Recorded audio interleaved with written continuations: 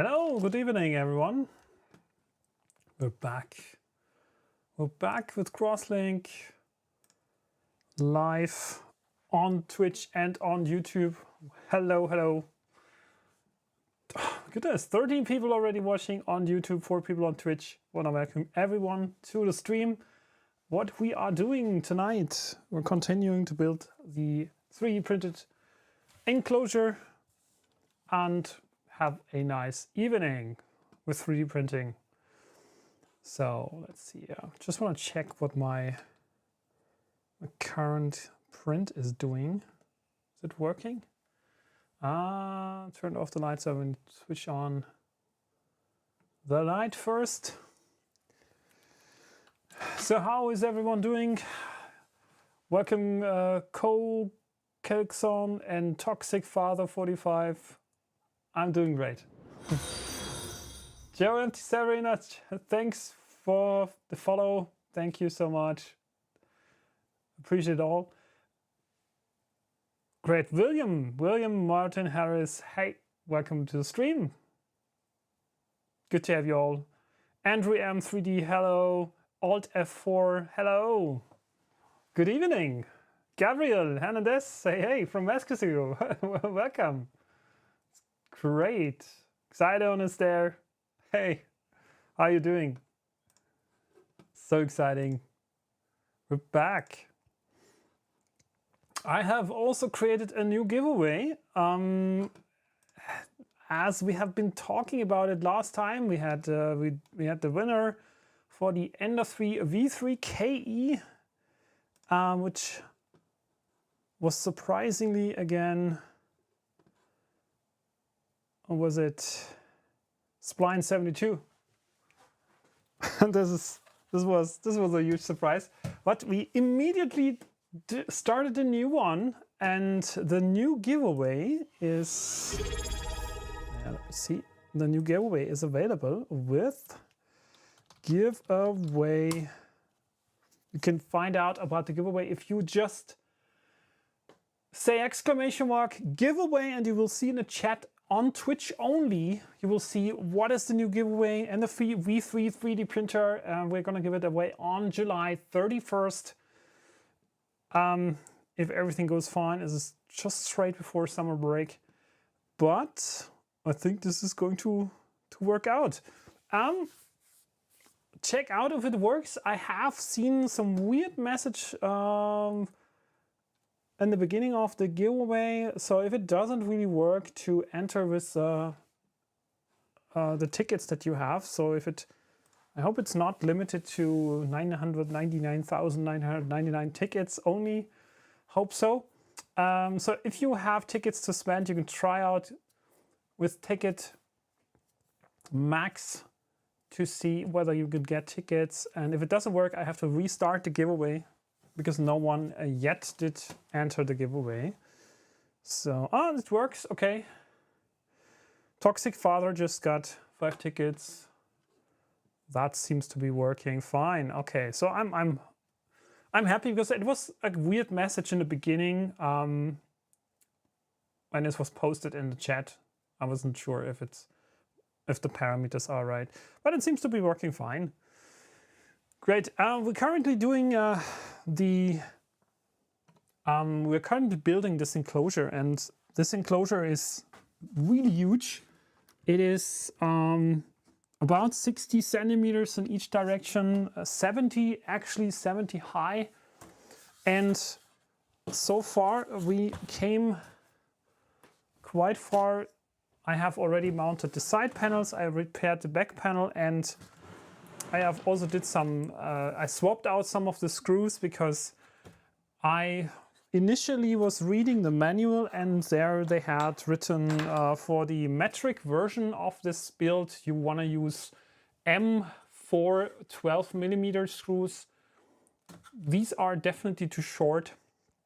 So I tried different ones which don't have the sunken head. That didn't go well last time. That was not going in the right direction, and so I ordered M4 14 screws, which are a little bit special because you can't get them in all of the hardware shops, because there seems to be I don't know why. They told me there's a jump between 12 and 16 and there's nothing in between. Seems that it's not really right. It's not actually true. So you can get M414. And the M414 fit perfectly. So I've swapped out all of the screws in question that were not going in or were going in too far. And so this looks a lot better now. And I also did some preparations for the doors because we want to do the doors today. So I've mounted the corners here, the corner panels for the doors, and also the hinges, which are fully 3D printed in place, print in place parts, so that the hinges are actually quite nice if you look at this. So these are printed standing and completely print in place hinges. Really came out nicely. And another detail about this project is that all of the parts, as part of my Ender 3 v3 review that is still pending, unfortunately, I'm not progressing as much as I want. All of the parts have been printed on the Ender 3 v3. Of course, I could have used other printers to speed this process up, but I said, okay, we're gonna print everything on the Ender 3 v3. 8 kilograms of material for this whole project, and I think that's a pretty good test for the printer. And so far I'm actually happy with the results because I didn't have any major failures yet. So most of the things came out nicely, didn't have to repeat stuff, and parts fit together. That's probably the most important thing. And I'm using the 0.6 millimeter nozzle, so to speed a little bit up the printing, and that was also part of my test to change the nozzle on this printer and see whether this is going well. So far it seems actually to get along quite well, but we're still not progressing as much as I wanted. There's a couple of parts still printing, so that's why I want to show you what's currently printing. And we might have to swap in the middle. So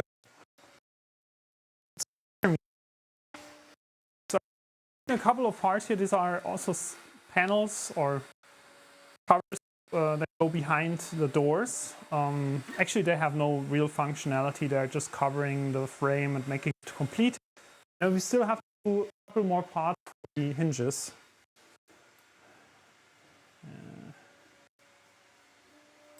Let me see.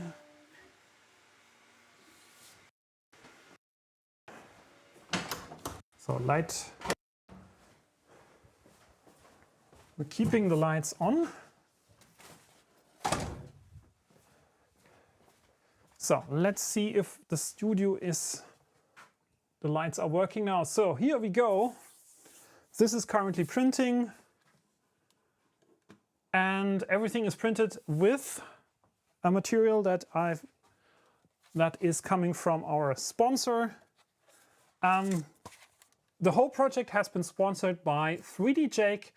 They sent me the Eco PLA in red and also in silver for this project for free. So they have been sponsoring this project from the start, which I want to be thanks again to 3D Jake. You can find links to the material down in the description of the video, and also there is a voucher code 5% off for anything that you buy at 3D Jake. 3D Jake is actually a shop that I discovered, I don't know, 2 years ago. Which they are coming from Austria, and yeah, basically at some point I started buying almost everything from 3D Jake, and that's also why we are working together now on this project. So we want to encourage you to check their shop out. It's really basically they have everything that you need for 3D printing materials and printers and stuff. So I'm pretty happy. And we also have a couple of people that already know the shop and can confirm this. So it's great to have these kind of sponsorships going on, because 8 kilogram material is actually a reasonable amount, and wouldn't be possible to make these kind of projects without the help of the sponsors. So people already buying tickets for the giveaway. Oh my goodness, thank you very much. If you don't know how this works, it's actually, you have to be on Twitch watching live, and then you can automatically, you don't have to do anything, you have to not spending any money. You just have to watch the stream live and you will earn a virtual loyalty that is called nozzles, and then you can decide whether you want to spend it on the current giveaway at any time. So you can basically spend it any time, but you have to be watching to earn them. And just missed a subscription. Joao MT Severino, thank you for subscribing with Prime. Very much appreciate that. And also PC Wizard, thanks for the follow, and Matthias179 for following here on Twitch. Now, it wouldn't be you. Now, I mean, seriously, yeah, last time we had been chatting about the nuts. I was thinking about the nuts. The nuts. And so, where's the nuts? Where's the nuts? I think I have that. Where's the nuts? Oh my goodness. Like, we had the nuts here, so maybe I need to get the nuts. So we were talking about the nuts, and people said, yeah, we're talking about, this is the only person that's talking so much about nuts. Now, I mean, this is like the M4 nuts that we're using in this project. So I made a decision like, to make this a little more fun. First of all, you probably need to create an emoji for that. That's nuts, yeah. That is salted in a bag. So I had an idea. And I think it's going to be a little bit fun. And but I need to find this thing. Here we go. Yeah. Let's go. Let's give me a second. My account. So the idea is that we're gonna do a wheel. So it's called wheel of names, which can be misused. No. So we have sub wheel, exactly. So the idea is that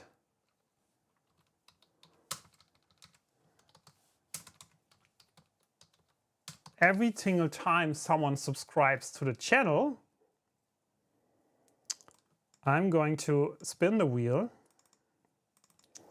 and there's different things on the wheel. So on the wheel, we're gonna show you this thing. Just need to finish what I wanted to do, because I didn't have enough time here to do this. And we can save that now. So the idea is that we're gonna have this kind of wheel. And I don't know, I will probably gonna have to talk about the distribution. So it's like, so every single time someone subscribes, I'm going to spin the wheel, and depending, and thank you so much for subscribing. I just missed the sub here. Porphyrius resubscribing for a month. So every time someone subs or resubs to the channel using the Prime or direct sub, I'm going to spin the wheel, and depending on the result, I'm going to give the sub or I'm going to eat hot nuts. Super hot nuts. And I have different flavors now, so I want to try the chipotle nuts, and then we have the Reaper nuts. So that's gonna be, I'm not sure if this is going to be fun. For me, at least, I'm not sure if this is going to be fun. Okay? So every time someone subscribes, we're gonna spin the wheel. And we can probably change the distribution in depending. Yeah, so we need to find out how the nuts are tasty. So we probably have to, okay, don't gift so much. Like, we're probably gonna replace the every second sub. We're gonna have 50-50 or something. That makes more sense. And we're gonna have 50% Reaper nuts.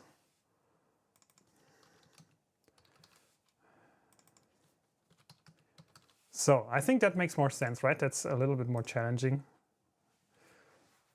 Okay, so that's the wheel. And 1 in 3, right? 1 in 3? Is it? Well, let me see. 1 sub, Chipotle gift, 1 Reaper with 1. Is that a good distribution? Ah, I see what the mistake is. Okay, I see. This is probably wrong. So let's, I mean, we can add anything, right? We can move stuff. Maybe let's just reorganize it. So I know better. One cheapo Reaper. I think at the end it doesn't matter how many we have. This is just to make it a little bit nicer looking. I think we don't need that actually. I mean, we can just copy paste, but it doesn't matter. The result is going to be identical. Is that better?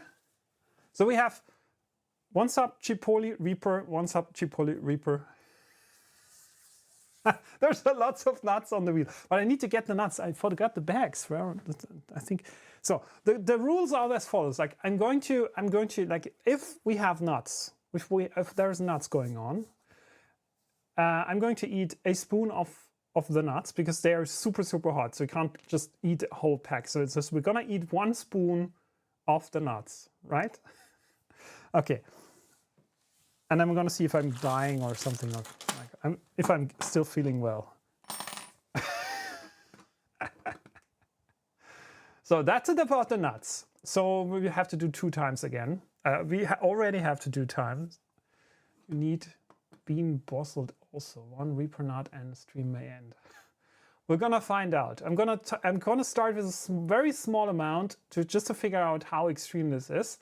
And if it's too extreme, then I'm gonna fall back to Chipotle nuts to get myself up to speed, so to say. And I'm probably gonna finish all of the bags with the Chipotle nuts first to get myself used to it, and then we're gonna increase. I think there's something in between I'm gonna figure out because I have found a company here in the city that has actually all kinds of hot stuff. And they have different levels of hotness. So I probably need to get a little more in between as well to just check out what is still doable and what not. At the end of the packet you need to, what was that?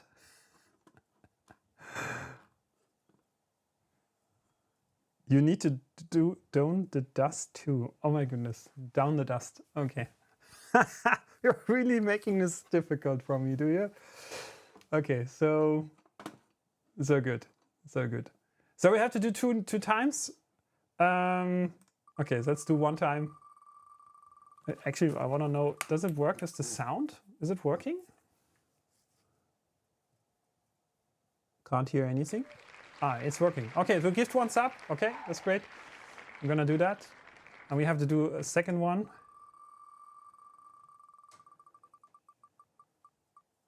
Oh, this is not looking good. Okay, 1 Reaper nut straight away. Okay, straight away. Okay, good. This is good. So we're gonna give away a sub first. Not now. Let me see if I can do it on this window here. Oh. So, and I need to interrupt just a second. I'm gonna be right back and getting the bags.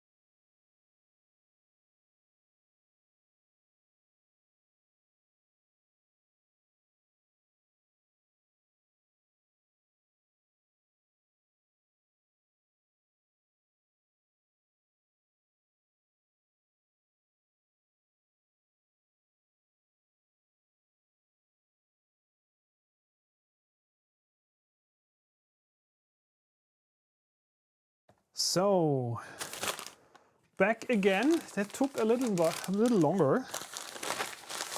So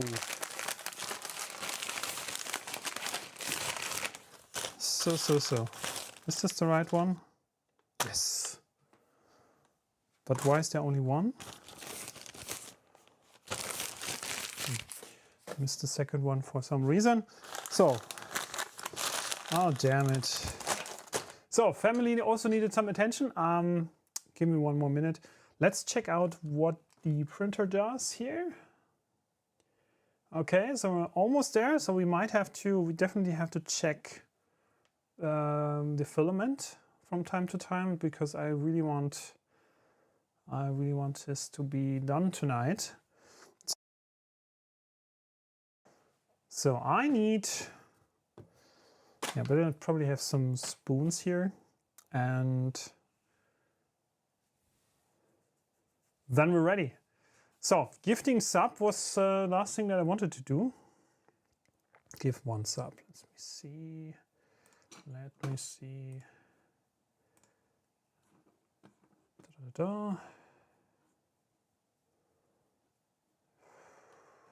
actually a good one.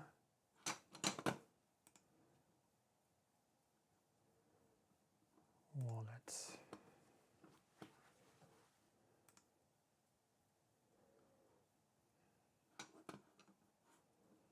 So I first need to figure out where this is going. So let me just try to give this up, if that works. So I'm not sure if it works.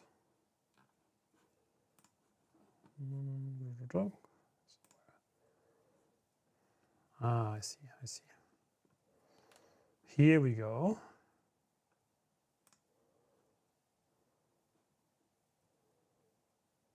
So I hope this works.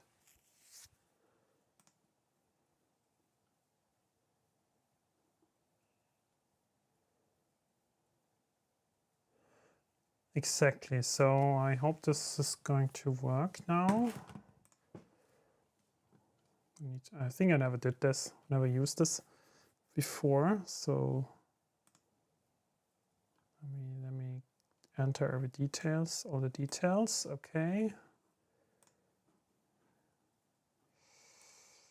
Here we go. And it should happen should happen in any moment. Is that working?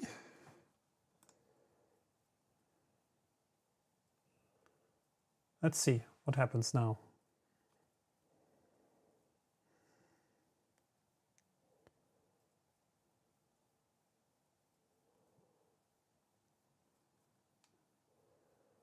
Okay.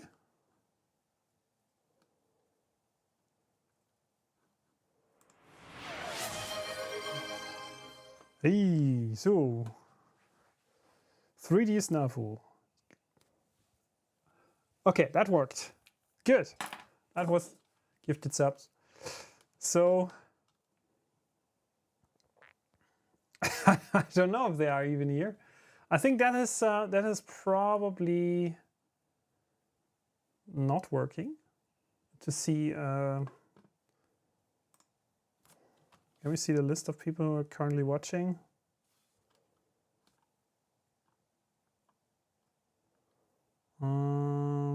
It's interesting. Can I see the list of active people?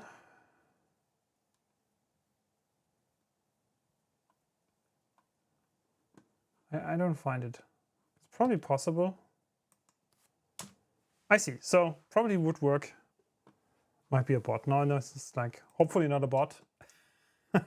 So good. It's not listed as a bot. Great. Thanks for checking.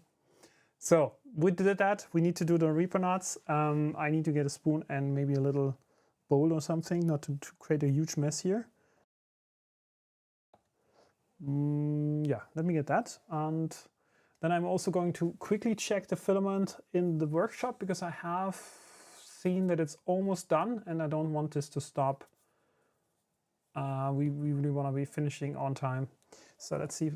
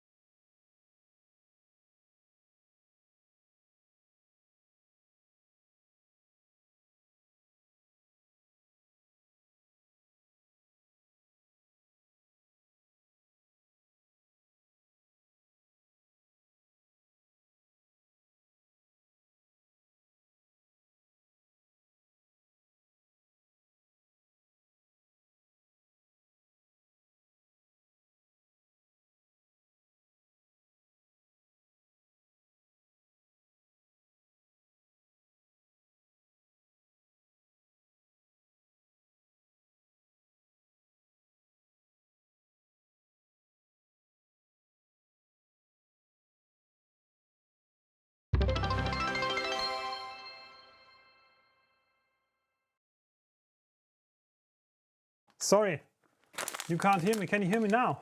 Should be working. So just opening this. I'm using the scissors because I don't want to spoil everything over the table. And I'm gonna eat 1 spoon just to see how this tastes.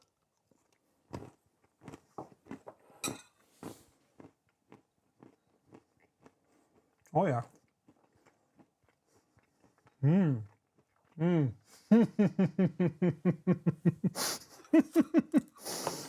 My goodness. Oh, that's crazy.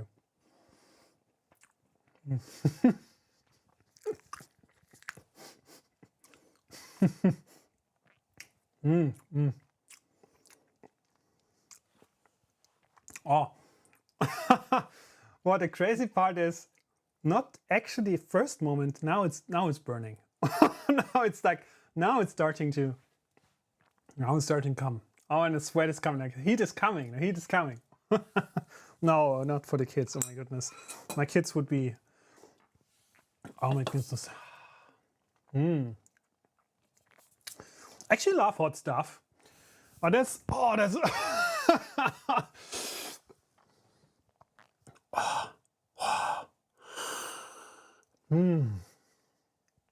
that is extreme. I mean, it reminds me of Indian food, because I was in India. Oh my goodness. Probably need to drink something soon. I was in India, was it 2012 or something? And every time I was there for, I think it was it 10 days or something, and was going there for a project at the Microsoft office, and everyone was like, when we were going to the cantina, everyone was bringing their own food, and I was like asking people like, why are you bringing your own food? And I was anticipating that maybe they don't want to spend the money in the canteen because it's cheaper to bring the food from at home. But it turned out that the reason why they brought their own food was that it wasn't hot enough for them. So there was like, I was tasting the food in the cantina, and it was quite hot. And then I asked someone like, can I taste the stuff that you brought from home? And it was like, you should be careful what you want, because this is homemade stuff. It was terrible. It was so extreme. It was crazy. It was really crazy. So I think in the cantina they had still Indian spicy. It wasn't European or German spicy, right? But oh my goodness. Yeah. Okay. So I probably wanna at least give it a little bit of drink.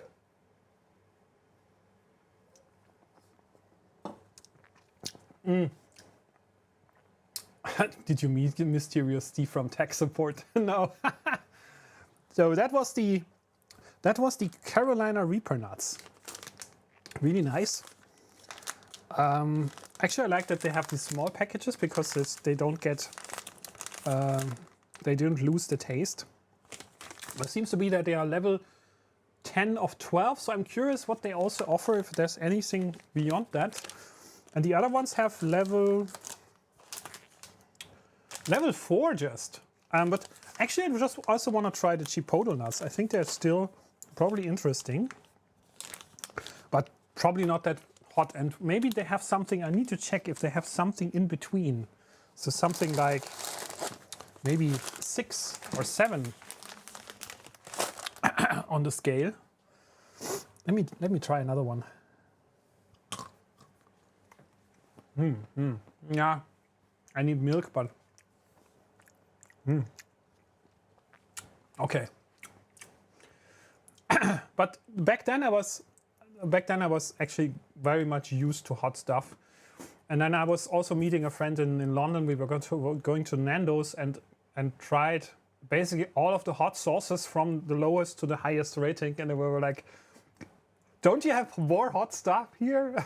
We were We were both quite used to the hot stuff already. The new Pepper X, okay. Yeah, okay, Pepper X is probably not for me then. This is just right. This is just right. So, why did I turn off the light in the workshop? So stupid. I mean, I'm so used to turn off the light when I leave the room that every single time this happens.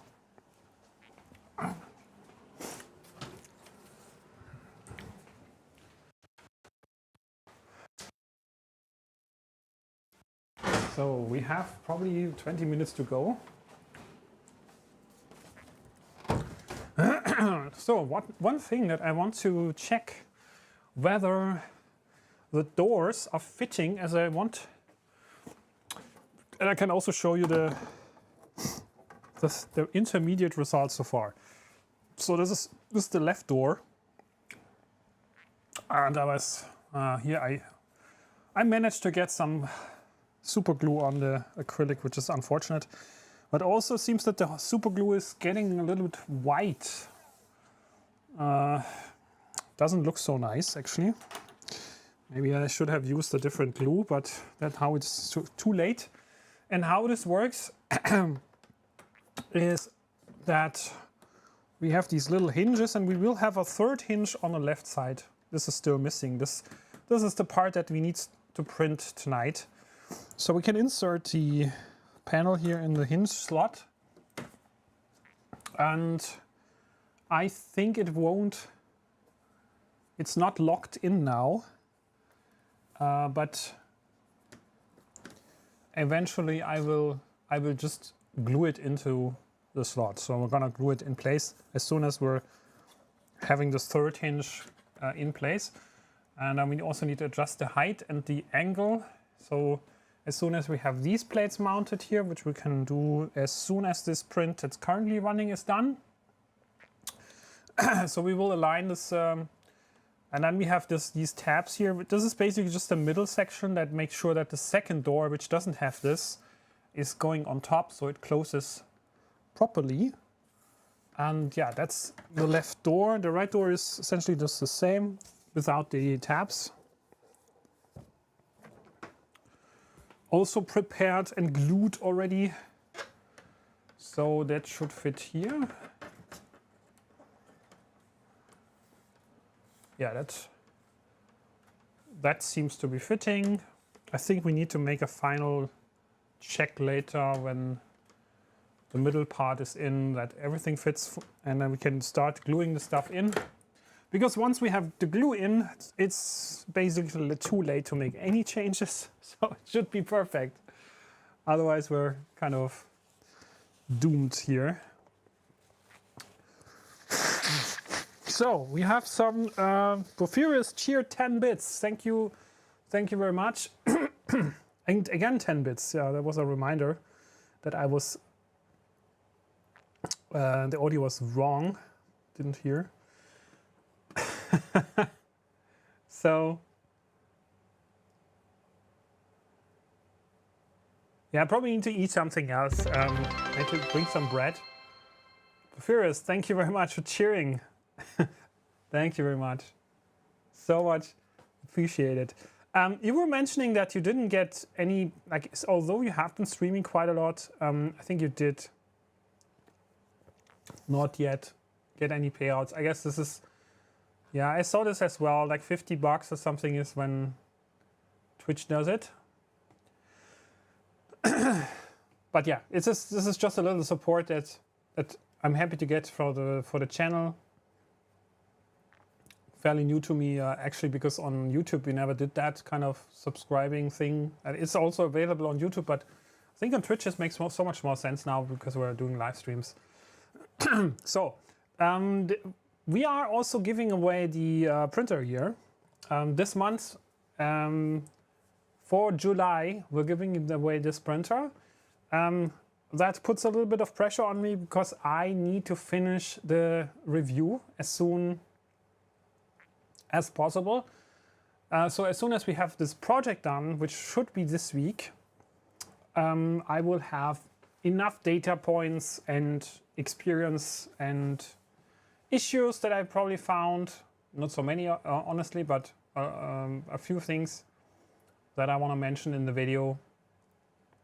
And so then we can also finalize the review and give this printer away by the end of July.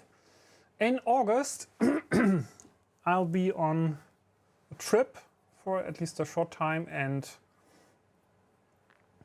we're gonna probably announce the next giveaway somewhere in August when I'm back.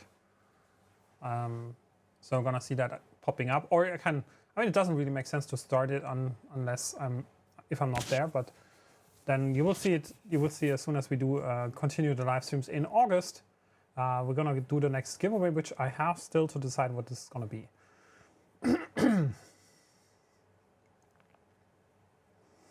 So, goodness, you're like, there's so many experts here in hot stuff.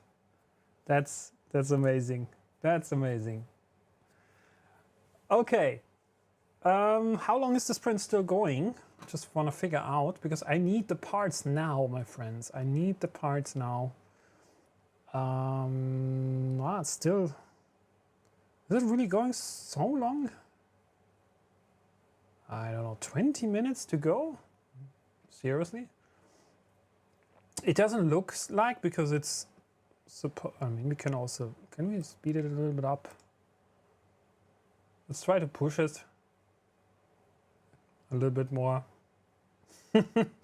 Just like increasing the speed by 10%. Let's see if this still works. Don't want to break the print, but I think we can still push it a bit more. So it has printed enough to be used. Yeah, the printer has, when this whole thing is done, 8 kilo is, I don't know how much print time that is total, but it probably, I don't know how many hours this is, probably 100 hours or something. The good news is that it's still doing very well. There's no issues coming up so far. Actually, it's just doing its thing as every single time. So from that perspective, I'm actually happy about the reliability of this printer. I have just some minor remarks that I will also put in the giveaway, also put in the review. And one of the things is actually the spool holder. I think the spool holder isn't really in the best, it's not the good position to have it. I mean, it works, you can see it works, but I would prefer, I don't know, the thing is that the printer goes up and down at the beginning and then it unwinds the spool in the homing procedure. And just that, the fact that the printer unwinds probably around about 20 centimeters off the spool when it goes up for the homing. So for some reason it goes up to the top and homes X to the left corner. It unwinds the spool and then comes down again, and that's a risk because that might cause the filament to jump from the spool. That's why they put this helper thing in the box, which should prevent that, but still, this is a little bit of a risk. And I had one major event where the filament was winding up here, and that's why after using the attachment that they deliver with the printer, it didn't happen again, but still it is a little bit scary.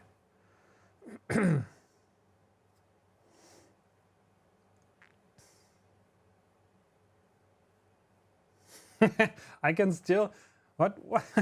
Old age is a killer. Now I suffer from lactose intolerance, gluten intolerance, and IBS. I still can fortunately eat everything, but I started suffering from with age is less and less people tolerance. Alexander, yeah, that's great. I know what you mean.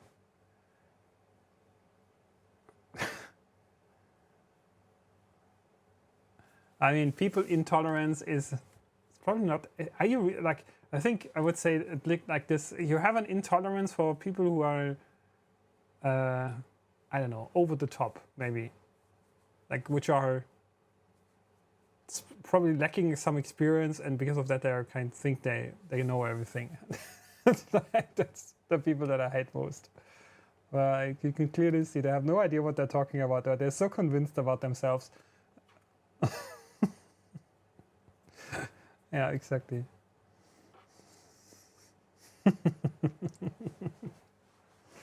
Awesome. So what are you guys doing? I mean, are you also working on something currently? Are you, how much are you using your 3D printers? I would be interested to hear that. I know that a couple of you are really printing a lot, but I was also always wondering whether how many people have 3D printers but are not actually using them for something useful most of the time. So that's really something I would like to know, because I was actually feeling in the last weeks that most of my 3D printers are just standing in the corner, not because, I mean, I could print stuff with them, but still, like, they're so much different. There's like, I probably have 2 identical printers, and the rest is like every single printer is different. And my worst thing that or the worst part about this is really that I every single time I want to print something, something is not working, or the software has to be updated, or the settings have to be adjusted for the printer, and stuff like that. And that's why I try to consolidate down to at least two different, maximum 2 different printer types for the stuff that I'm doing, right? And it's also another reason why I'm also giving away so many printers now, because I really want to consolidate down to less different models and less different brands, at least for the stuff that I'm doing from a project perspective, because it's so much hassle.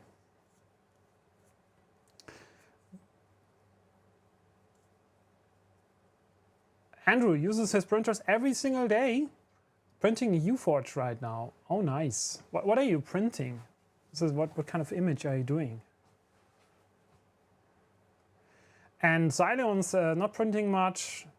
Oh, some cases from for a Bluetooth proxy. And the 100 collecting dust since weeks. Yeah, the 100 was an interesting project, right? So, but it's probably one of these things that it's not that useful if you, I would probably prefer to have a bigger one. So I'm still waiting for the big version to be available at some point. It's sitting here. Where is it? I'm pointing in the wrong direction here. There's the 100. Alexander is currently in the middle of repairing a dental lab. What? A dental lab, 50,000 RPM motor, replacing bearings and a few MOSFETs fried when they tried to start jammed motor for 67 times. Oh my goodness. That's a project. Star Wars things. Okay, printing Star Wars things. Nice.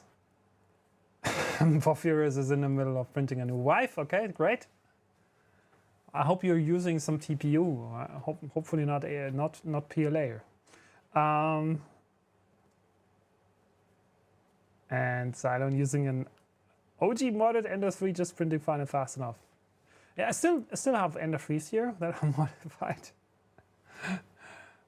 Yeah, but most of them are. I sold one. One came back from a friend who bought a P1S, if I'm not wrong, and so it came back. So I now have it. I didn't want it back. It still came back. So I probably have to think about that. Maybe also giving it away. And Alexander's 3D printer is collecting dust for 1 or 2 weeks. You need to print some brackets for PCBs. Yeah, it is like it is, right? It's summertime, and doing indoor stuff is difficult because you want to do some stuff outside. I personally did change my, I completely changed my daily routine since 2 or 3 weeks now. And I completely, like, I've introduced, or I've added my training in the morning. I really let down on the training for probably half a year, since September last year, plus a couple more weeks or something. I wasn't doing anything in terms of running or training, and now I'm back into it. I'm really fully committed to go for the half marathon in October, and so yeah, there's lots of training going on. Like I've recommitted and changed my whole morning routine, and my whole day is that's also why I'm more tired. So that's one of the side effects, but it's for the good, right? So it's like I really had to do something, and come back into my training behavior or habits. That was one huge change, and also life is super busy at the moment. Yeah, you've gained weight. Yeah, gaining weight is actually also bothering me. It's just like if you get older, then it gets harder. But I also doubt that it's actually harder to stay in shape. It's more life gets in your way, and you are busy with so many things that you completely forget about the stuff. And then also you forget about you're not thinking about what you're eating, how much you're eating, when you're eating, and that stuff. And so if you at least can somewhat figure out thinking about or being more conscious about eating, like when are you eating, why and what, that changes a lot. And then really going back into some kind of sport routine or fitness training, muscle training, and also eating the right amount of protein is actually underrated, because the body is losing muscle also because if you're eating the wrong stuff, you're not getting enough protein, and then you're losing muscle weight even though you're actually eating enough. But if the mix doesn't really fit it, you can also lose. You actually can gain weight, or you can lose muscle and gain weight at the same time, because the food is just in the wrong mix.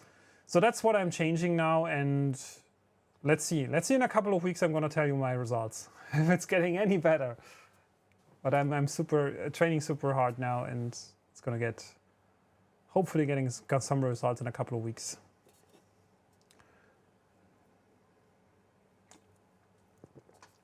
Bicycle has more dust than the printer has.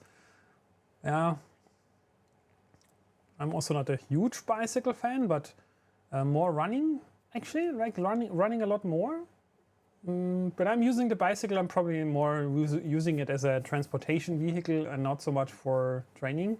So that's why we have e-bikes. When we're using the bikes, and we're mostly traveling further than I would normally do on a normal bike. So it's like more like getting from A to B, enjoying the trip, but not necessarily doing sport. And when I do sport, I really actually just want to do running, because it feels so much better for me. I don't know. It's less. You're actually doing more effort by running in a shorter amount of time, and that's at least what I feel. Marco Big Dog, assembling your first printer. This is great to hear. What are you doing? What is the printer that you're currently assembling?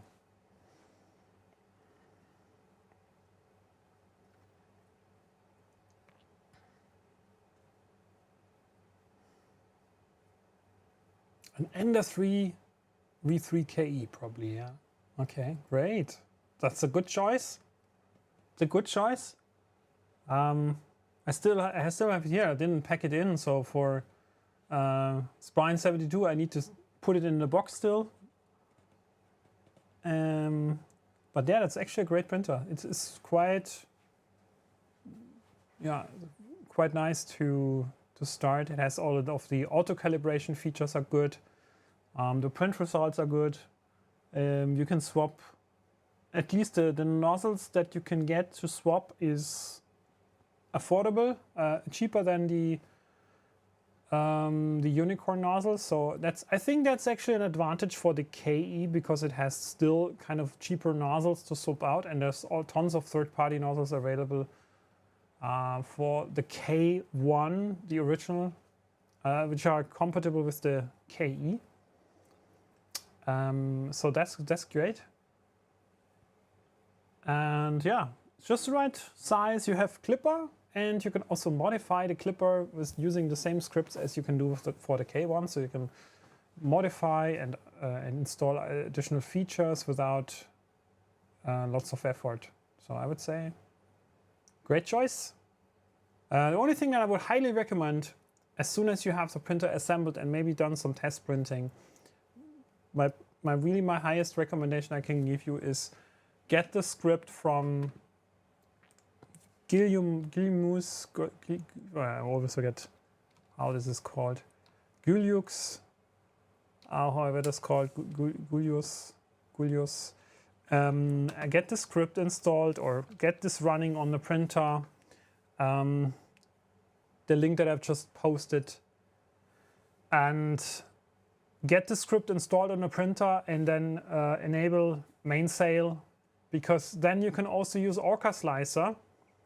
And Orca Slicer is, in my opinion, is way better to use with this printer than the Creality Print software. I mean, you can use Creality Print for most part, but I would say if you really want to have something that has a lot more control, and weird behaviors of Creality Printer that you're probably going to discover soon are not in Orca Slicer. So I would highly recommend to switch to Orca Slicer at some point. And Orca Slicer also supports the Ender 3v3 now. It's officially, the release has been done last week. Guyos, yeah, Guyos, or I don't know how to exactly spell that. Very strange. But you get it. It is definitely a good choice, the printer that you're getting. Exactly, with the E3 KE out of the box features, you will avoid most of the nightmares beginners might face with first print. That's absolutely correct. I did a review on this printer and it was surprisingly easy to use and really out of the box. There was like zero tinkering, zero tuning or leveling stuff to be done for the printer. I mean, there is probably people that get, I say Monday versions of the printer sometimes that might have some issues or shipping damaged, but I can't confirm any of that. For me, that printer was actually good.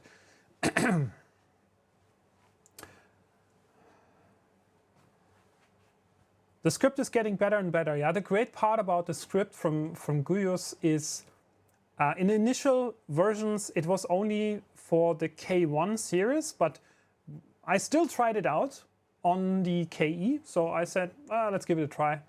Let's see if it still works. There was some GitHub discussions going, and I think also in, was it on Reddit? So people were already trying that, and I was like, okay, let's do this. And it worked. Some of the features weren't exactly working same as on the K1, but a couple of weeks later, everything was fixed. Basically, it's already supporting the Ender 3v3 and the KE, and so I think this is, the community is super engaged with the script because it's basically the installation script for add-ons. And there's, I think, I didn't try that yet, but for using the camera, if you want to use a camera on the printer, originally there was no support for any other camera than the Creality Nebula camera, and I didn't try that yet, but in the script I saw the option to install USB camera support, which, if I'm not wrong, means that you can also use a different webcam. So this is something that I probably need to try out for the review of the Ender 3v3. That might be something to see if that really works, or if it's, maybe it's not this thing that I'm expecting here, but let's see.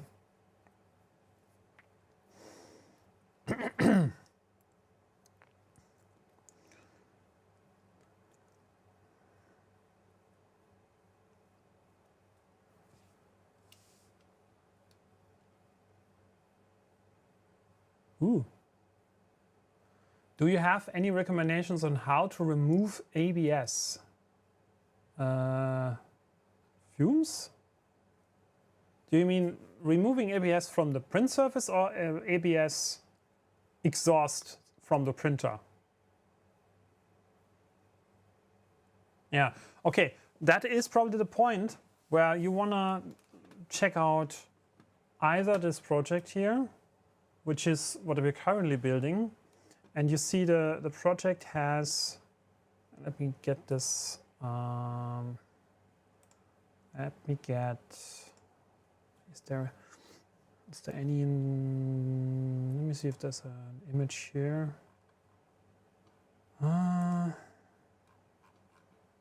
Here we go. So this supports a duct, for example. I mean, these are just acrylic panels, right? You can put holes in it as you want, but there is already an adapter coming in the STL files. So I would either build something like this, so an enclosure, but there's also on printables, other projects that also do the same, where you can use also 3D printed parts and also wood or other types of panels to build an enclosure for cheap. And the other alternative is,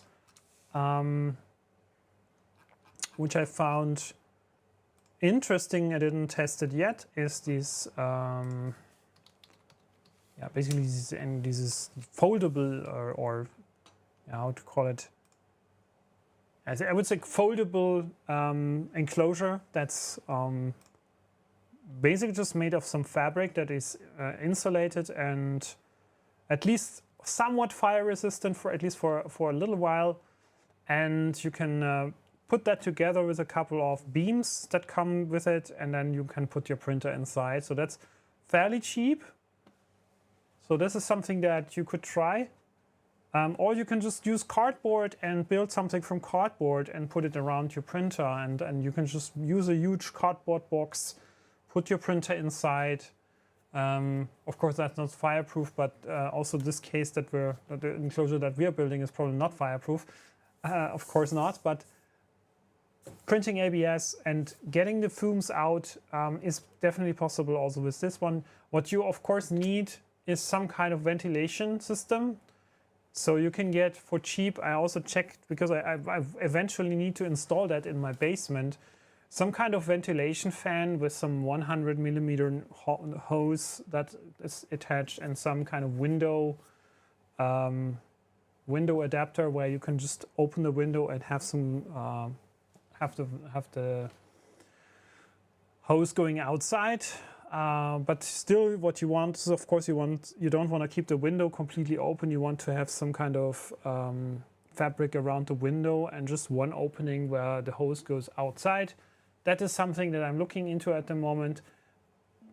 You will probably need a couple more things. Just putting the printer into the enclosure is not necessarily going to fix the fumes problem, because eventually the fumes are going to escape somewhere outside of the box, and it's gonna still stink a lot. So it's still, without ventilation, this doesn't really make so much sense. This is more, it makes sense if you're more concerned about the temperature that you're printing and you need something to keep the temperature.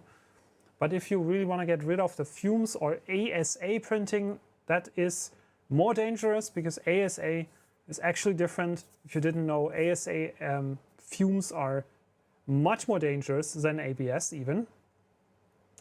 And so if you're printing anything like that, you definitely need to ventilate the air out, or you'd keep the printer in a completely different room that is already ventilated and where you don't want to spend any time while the printer is running. So this is really, really super important to know. ASA printing, you can get really strange toxic reactions if you are inhaling that stuff. It's not good. Air purifier is probably, the question is how good is it going to be in the long run, right? Because you're not going to see it immediately if that has an effect, but you're going to feel it a while later, and then it's already kind of too late. So definitely think about an enclosure if you're printing these kind of things for your own safety. It's super, super important. There was actually a video about this. I think it was on, what channel was it? I think it was in one of the videos from, I forgot about it. Maybe I find it. Maybe I find it later. There was a recent video on one of the channels that I was watching. Was it? I totally forgot about it. Maybe I'm gonna find. That was basically a self-reporting or self-test. So say someone who tested. Yeah, first layer. I think they did. I mean, I think this weren't the channels where they experienced it really themselves. They reported about it, but I think the channel that I was, Modbot, I think it was Modbot or something, and he was like unaware of the issue and was running the printer in the room with an enclosure, but still like some of the ASA, that was specifically about the ASA, was in the room for a while, and he was wondering why he had headaches and strange feeling and stuff, and was kind of feeling sick after a while, and then was for a couple of days wasn't using the printer, and then came back and started using the printer again, and he immediately got the same feeling again, and then he realized, okay, the ASA printing might be the reason, because that the toxic fumes are actually much more dangerous. I don't remember exactly the channel, but I can tell you there is people that confirm that this is actually not good. PTFE fumes are also very toxic. Yeah, it's like anything that is getting too hot is at some point causing cancer, probably in the long run. So you should not run, generally advice is don't run your 3D printer in a room where you're sleeping or where you're spending more time. It's also annoying, but it's really, it can cause severe health issues in the long run, and you should definitely keep that in mind, right? Oh, we're done. We are done with the printing, so I will check like what's the temperature. I don't want to waste any time here, because how's the temperatures? Okay, so it's probably cooling down still, but I'm gonna take it off the build plate right now. So to start the next one immediately, because I need the hinge parts, which will take another, I don't know, 20, 30, 40 minutes to print. So let's not waste any more time.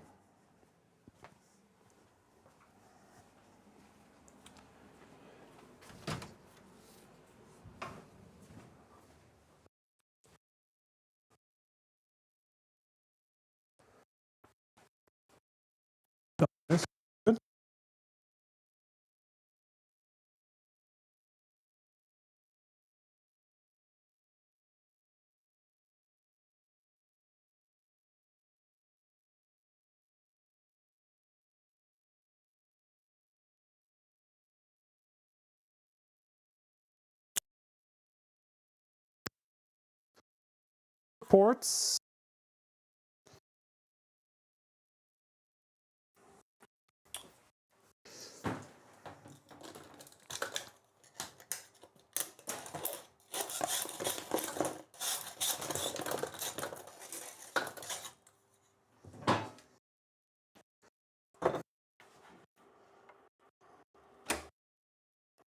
So clean up filament, change that in still. I don't know, probably not the printer that we're doing. So let's see.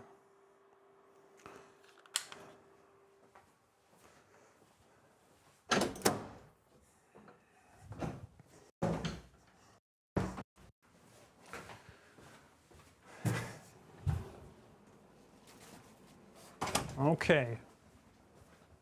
So could you, I think last time when I was in the workshop, yeah, I know the sound is somehow not working well when I'm directly next to the printer. Probably some interference on the microphone's transmission is probably not powerful enough to boost over that. So we have now, what we have here is, these parts look a little bit different than the other ones. These are the side panels where the doors are going to be it's gonna just sit on top. I think you could also have some foam here or some window sealing or something if it's not completely sealed here. But it is also, if you have the ventilation mounted to the enclosure, you need some opening where the air can come in. So I think this is also just here next to these little slots here. So it's probably a little slot here between the door and this part, enough to let the airflow go through. Let's mount these and let's immediately start the next print from Orca Slicer, which is going to be these two parts here. And these are going to be the ones to mount the remaining two hinges. Let's see. We're also speeding up the print a bit. How much speed is it? 100%. As soon as we have the first layer done, I'm going to speed up to 120. So we get a little bit of a boost here. And let's mount these hopefully we can, this is probably the same story as last time. We probably need to glue in the nuts first, because at some point it's very annoying if those start falling out. The reason why that happens is actually not because this is not constructed well or something, but the slots here have originally been designed for imperial sizes, and the M4 are just a little bit too small, and so they can just easily, if you insert them here, they just fall out. I think the imperial versions will most likely not be that loose. Just an assumption. Of course, I have nothing to check that. Don't have any other sizes here. But last time the idea was coming also from someone in the chat that we should just use some glue to keep them in place. I was actually, well, I tried, I mean, let's not use the super glue this time. I also tried just a glue stick.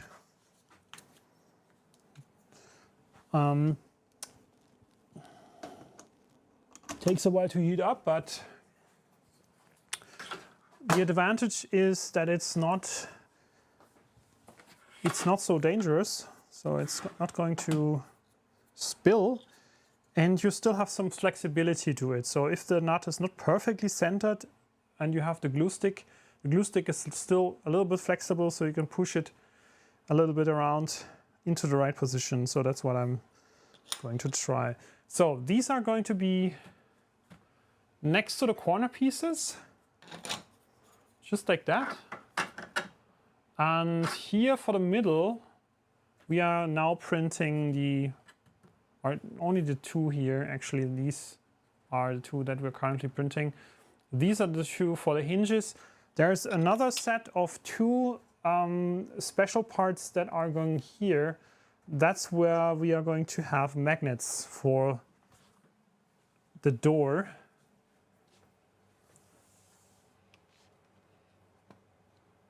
So,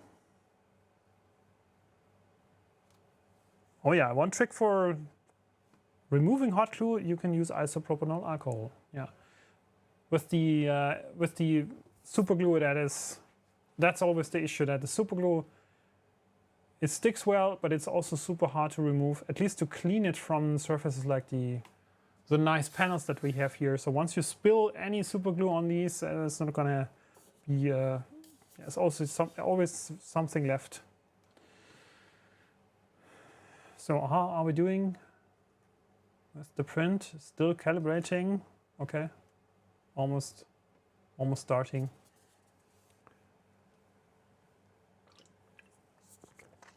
Great. So the glue gun is heating up. Let's see when it's ready. Not yet. Not yet. So tools. Screwdriver.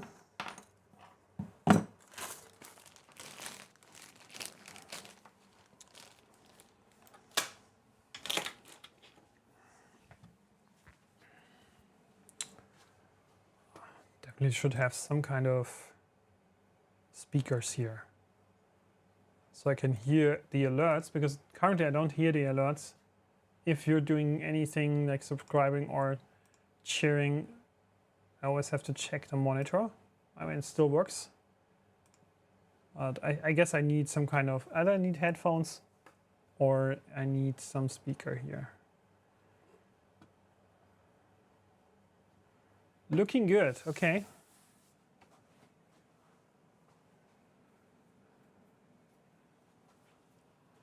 So, is it heating up? Hot enough? Hot or not?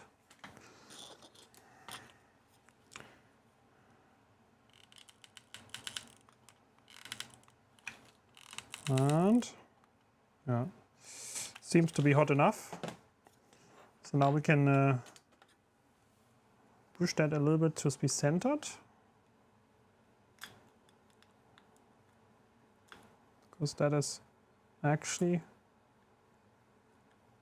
more important than you might think.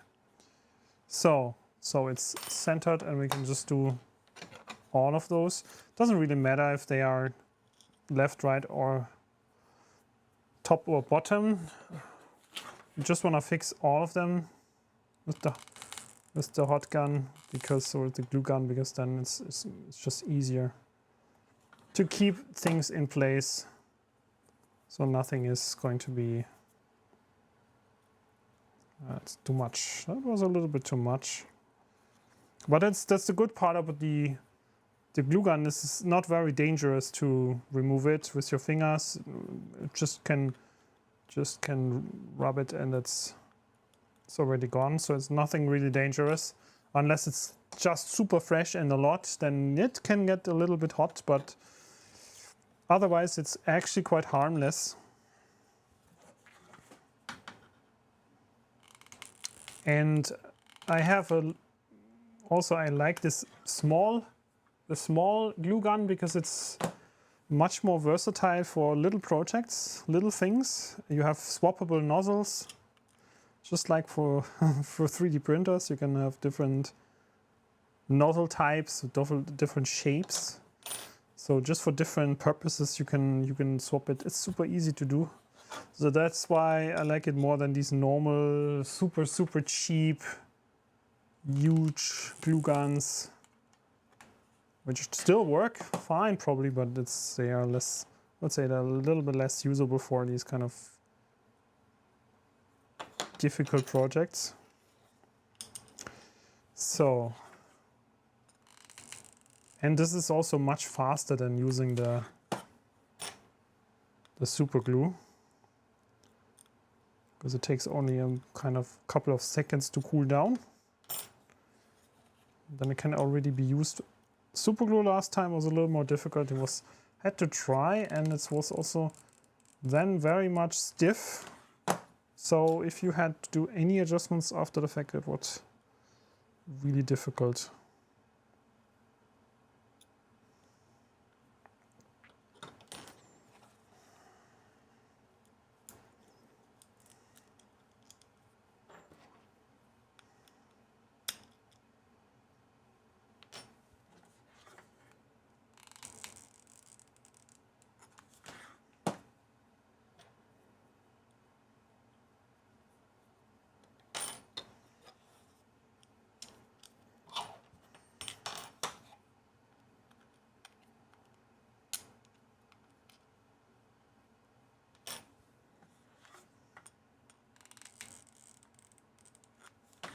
That's it.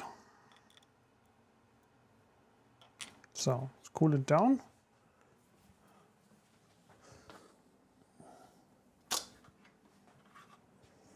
And we are done with the gluing. So we're gonna let it cool down for a moment, and then we are assembling the panels here. How's the print doing? Just double checking, nothing is going in the wrong way here. Still doing fine. Okay. So let me see. Is this already? Yeah, this is okay. We're probably gonna take the first ones and starting to assemble through the frame. Now that was one learning also from last time. The way how the screws are inserted here is probably not the most ideal way, I would say. I could imagine a little bit an easier way to at least that the screws are not falling somewhere. What's going on? Why is this not working? Sometimes, I mean, also I don't know the quality of the screws, to be honest. Maybe some of them aren't the best. Just gonna sort them out. Or the M4 nuts, some of them aren't the best as well. So we have to sort them out. Let's see if this works. So I had some issue. Yeah, this is much better. So some of the screws are actually, I don't know, they're not straight or something. Or the thread isn't good. But they were also quite cheap, so I don't want to complain there.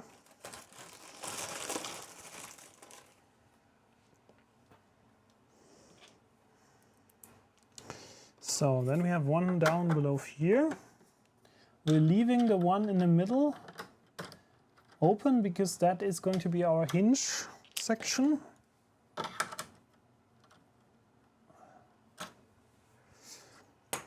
So same here. Above.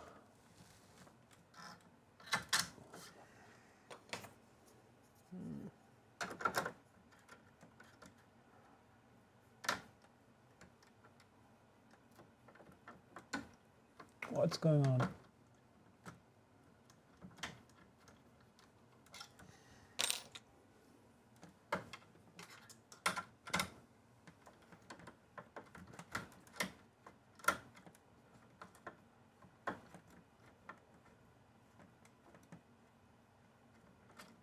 I don't know, it's just sometimes the screws are simply not going in. Could be either. Let me see, why is this not working?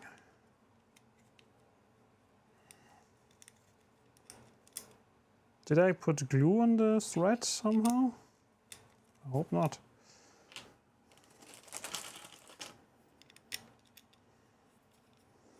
Yeah, I see there's a couple of the screws are kind of having the thread isn't perfectly. This is not good in the beginning and at the very top.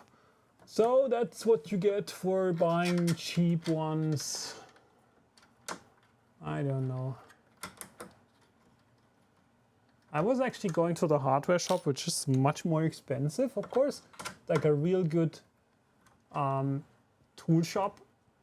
But they didn't have the right length, and they claimed that these aren't available in the lengths that you want, so it's basically just impossible to get them. And I was like, okay, let's find out. And I mean, turns out they are available, so that's why it was, yeah, why I bought them on the internet. Otherwise I would have got them from the good shop. That's unfortunate.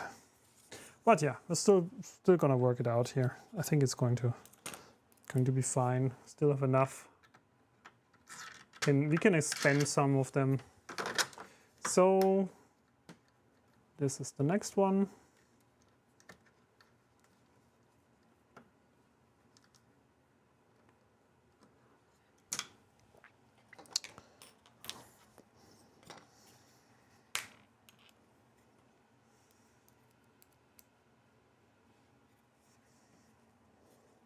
And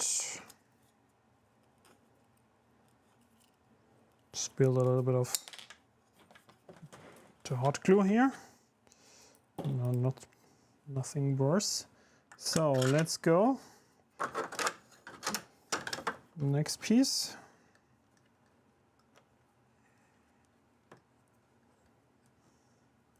This is coming together, I see. Getting better and better. And last time I was also struggling with this, with how to insert the parts. Now it's, I mean, when you get used to this and know how it's working, it's getting so much easier. So last one here.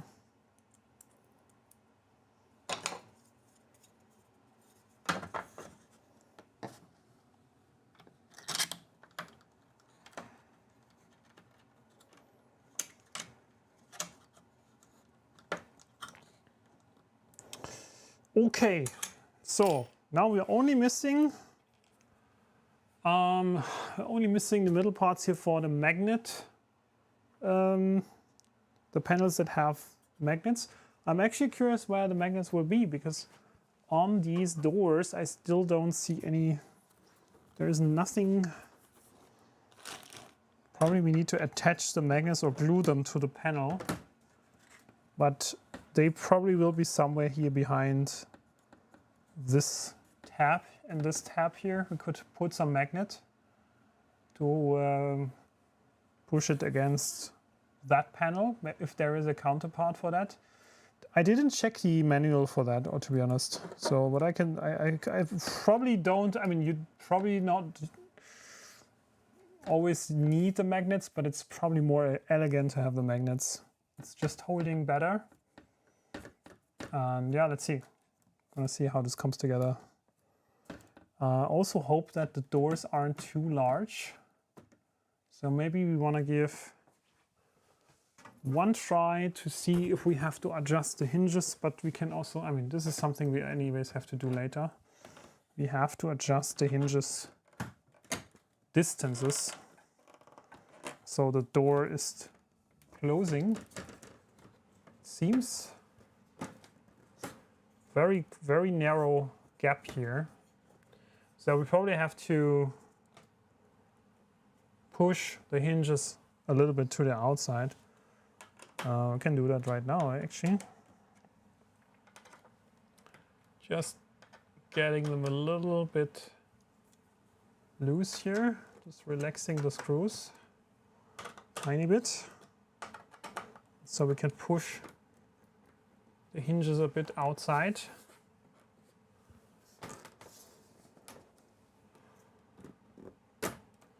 That is much better now.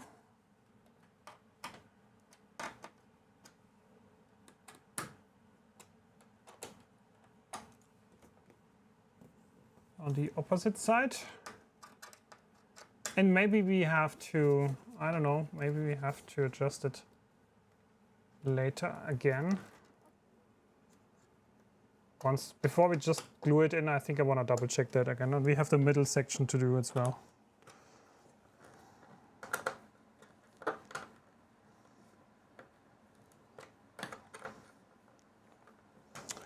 But from what I see here, it's probably just right. And of course, it depends how it's standing on the table. So if there's anything pushing or it's not level, then it's also going to be different, right? It's with everything that has hinges, you always have to adjust it once this is in the final place, because stuff might not be level, or there might be some, I don't know, the whole frame might be not completely straight in some direction. For now, this looks good. But I think we have to just do it again once it's in the final spot. And the magnets make probably sense because it's not closing like, it will probably not stay close. So let's take it out.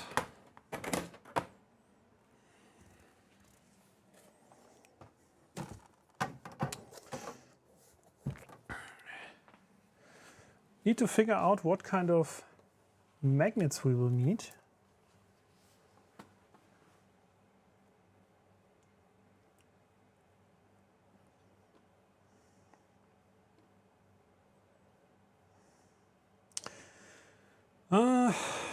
Martin William Harris. I buy from a company we normally use at work, and there you can get all the sizes that physical stores don't bother to stock. Yeah, that's actually the shop that I was looking at. They normally have everything, and just that they didn't have. Jesmo Ktizuma.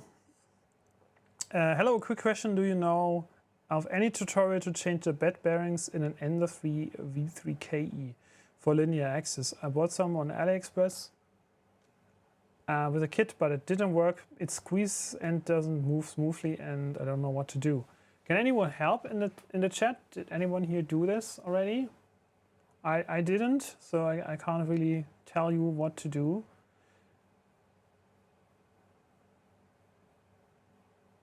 Trying to get hinges to align with a plywood cabinet isn't fun, yeah. I know.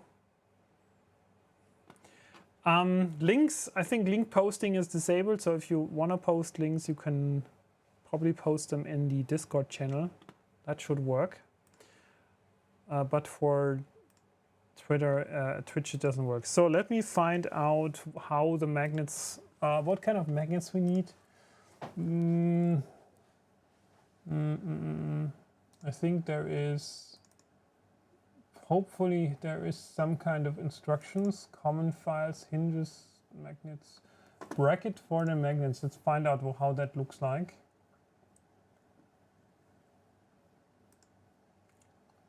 Can you please download this file? Yes. So let's figure out, so we're currently printing this. We probably want to take a look at the magnet part. Just curious what this is, where are the magnets going and how they are looking. So let's put this here. Seems to be two flat cutouts on the back actually, so we can glue the magnets to this side. I need to figure out what size of magnets I need, but I have a couple of very small magnets here. Different sizes. So it's actually super tiny, but I mean, these are super tiny magnets and super flat, but still very strong. So I guess we can use those with some super glue and glue them to the back. So they are very tiny, but still, I mean, this is probably just fine because it doesn't have to be super strong. You want it to be just enough to that the doors are, yeah, just slapping against it, but not really that you have to pull and pull to get it open. So I think this is, I mean, I have also much bigger and much stronger magnets, but I don't think that we want that, to be honest. Doesn't make so much sense. Yippee, the smallest magnets, yeah. Okay. Let's align this part. We need two of those. Let's do the support painting first. Now, one thing that I also did differently to the original manual is how I align the parts. Like for printing this, originally it was supposed to be printed on the broad side, so to say, on this side. So in the instructions, it says you should print it either standing, right? So on one of these sides here, down here. So on the short end, so to say. But I decided that it's actually much better to print it like this, because then all of the slots don't need support. And everything else is also very similar. All of these slotted elements, it's just better to print them like this. So really on this little thin edge. Don't know how to call it in a better way, but just to put it like this, because then everything that's looking any of the slots in the other parts, you don't need any supports, and they're just going to print perfectly. And so that's the only difference that I would recommend if you look at the manual, because this gave me good results, and you don't need a lot of support, only a little bit of tree support. But not here, not in. Oh my goodness, not here. Please, not here. No, I don't want this to be inside here. Not here, please. Okay, so let's see. Yeah, so this is very simple. Prints perfectly, is very stable, and I think a much better orientation than in the manual. So let's do cloning. 1. That's it, and then I think don't have to print anything more. We should have all the parts, at least for the doors and for the top elements. Only thing that we still need to print are the duct cap and the cable outlet, which I'm going to print in a different material or different color. At least I'm going to print in blue. So that's going to be something for the overnight print. So we have that by tomorrow, so we can finish the whole cutting for the acrylics until the weekend. And so this is the next one. And we are almost, we can also, we did forget to push this to 120. So we can speed this up a little bit and hopefully get our hinges mounted soon. So it is going to speed up quite a bit now.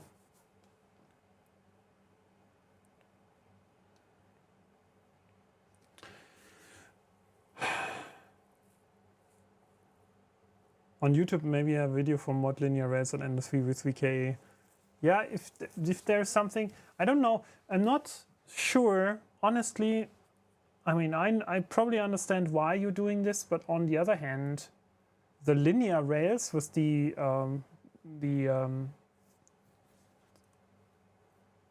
how's it called? I think it's also linear rails, right? It's just linear rails, but with rods instead of the these I say high performance rails, or the heaven rails, or how they call it. The difference, I'm not sure if this is going to be making so much of a difference in terms of the results. Is linear rods, right? They're linear rods and linear bearings.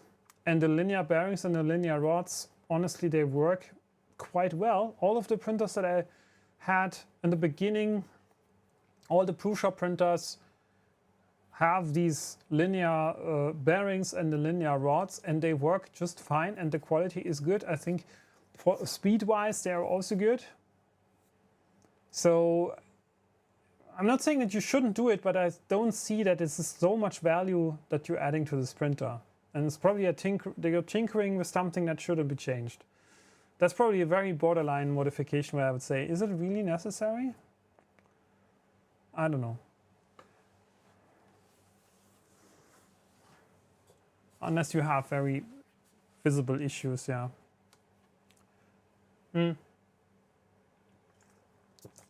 But one thing, just the linear rods and the linear bearings, there's also quality differences. So you can definitely get higher quality linear bearings, just swap them. It's probably less work to do and gives you also better results. The bed of the Ender 3v3 is too uneven. It is raised from the front and falls from the back. I don't understand how to level it. On my previous printer I had some small screws which adjusted the bed, but this one comes with some plastic pieces. I tried to put its springs, but it didn't work. Yeah, that shouldn't be. if we look at the, can look at the map here on the printer. Let me see the height map. It's definitely, yeah, it's tilted in to the front, but that doesn't mean that this is necessarily an issue, because it's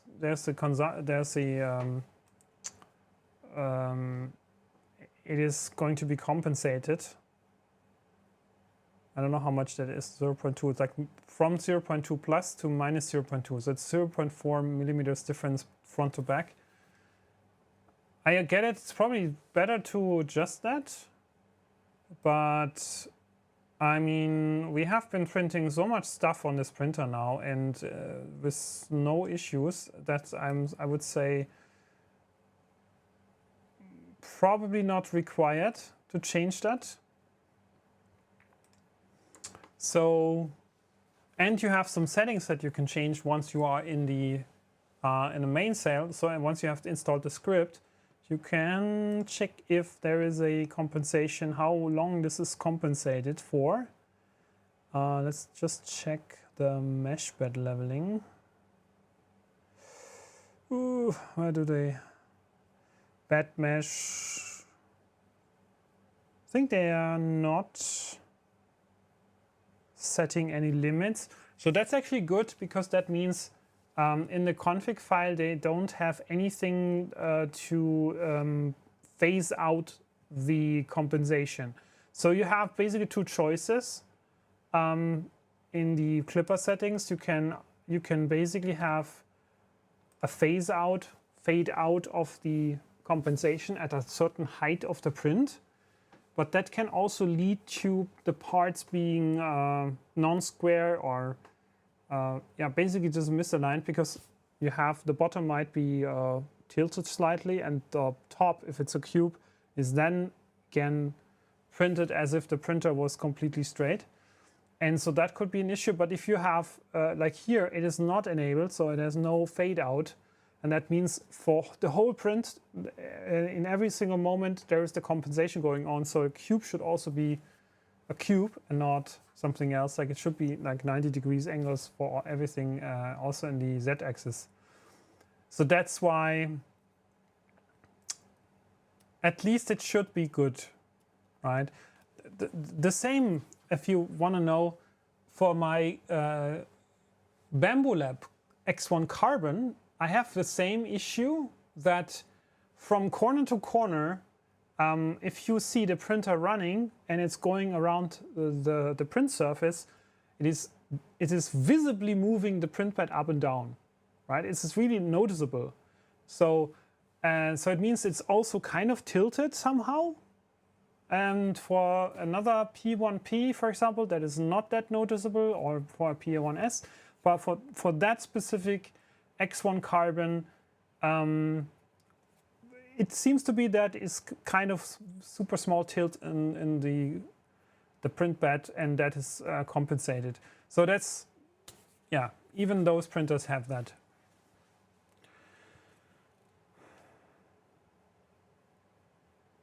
Yeah, so to me, as long as this deviance is less than 0.6 millimeter or so, the printer will compensate with no issues. So check that. That's also something you can check all of the stuff much easier if you have Mainsail or Fluid, which are two different UIs, user interfaces for Clipper. You can install them after the fact with the script from Aguius, and then you can unlock all of these. Like you basically get a new UI side by side to the Creality. So the Creality UI is still available without this port number here, without the 4409. So you have both things running at the same time, and then you can go to this version, and this version will give you all of the detail. It will also give you much more detail during the print, so much more information about acceleration, flow rate, speeds, stuff like that. It's definitely more information. Also the G-codes that are currently running to the printer. You can send G-codes here, basically do the console, right? And then you have console commands that you can send from here. You have the height map, which you can then check and also modify and also regenerate. And then you have all kinds of you have a list of the G-code files. I mean, this is similar to Creality Print. G-code viewer. Yeah, this is also some add-on basically. But more importantly, you can go into the machine settings and modify all of the printer configuration files, download the printer configuration files, so do backups or just create copies. If you want to modify stuff, you can also revert to old file versions here. So you have lots of control over the config files here, which is definitely something that is for advanced users. But in the end, you can go in the config file and say, hey, I want to change the number of leveling points in the mesh band leveling. And I don't want to have a 5x5, but I want to have a 7x7. So you just go there, change it, save it, and use it, right? So it's simple. Actually much simpler than on Marlin Firmware, because Marlin Firmware is always requiring almost like 99%, if you do these kind of changes, means recompiling the firmware from scratch, installing a new firmware on the printer, and eventually sometimes losing the saved EEPROM values that might have been, I don't know, set offset values, stuff like that. It's going to be lost because the EEPROM, so the memory, the temporary, or the disk where you save your configuration is lost and overwritten, and that's why that's one of the reasons why I love Clipper so much, because these kind of things are much better thought through than with Marlin, with all of this compilation stuff. I think it's not really working. Does the filament sensor need some activation on the Ender 3 V3KE? Because filament ran out once, but nothing happened. Connectors should be fine, and there was only one way to connect. Again, there is a simple way to check this in the mainsail UI. You can check filament sensor, detected filament, green or red, and you can also enable or disable the sensor here.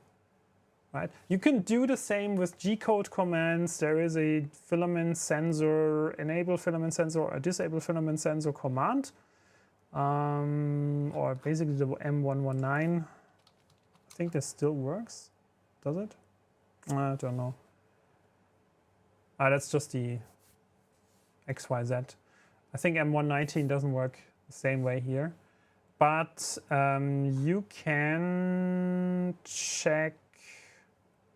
I mean, I don't want to do too many commands here while this thing is running, but you can definitely check down here in the mainsail UI filament sensor status.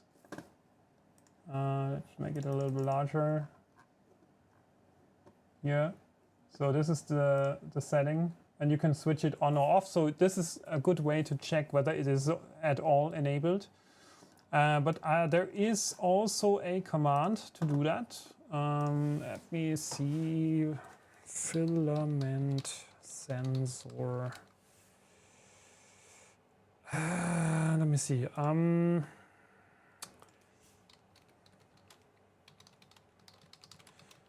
think I've forgotten the command, but we have good documentation. Filament sensor, filament switch sensor, and you can check the state. Let me see. G codes.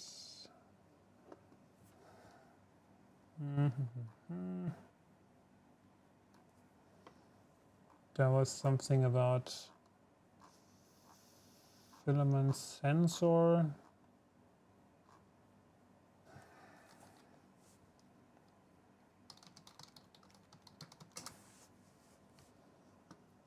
Damn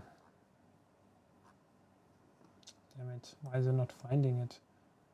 We have some stuff here. Here we have it. Activate extruder, get. Query. I think it was query sensor or something like that. Query probe.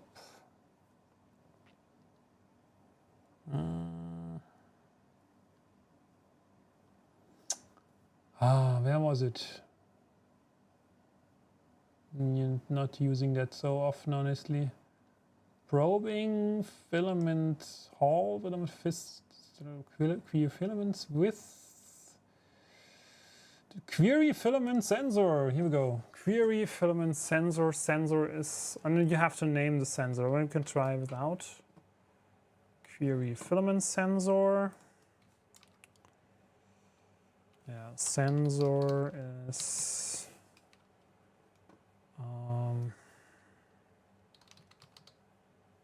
switch, is it? What is it? You have to figure the name of the filament sensor because everything has a name in here. So you have to use that name to query. Damn it. Where's my mouse jumping around? So how is the sensor named? Where is it? Stepper, blah, blah, blah. Filament switch, filaments. Filament sensor. What did I type this correctly?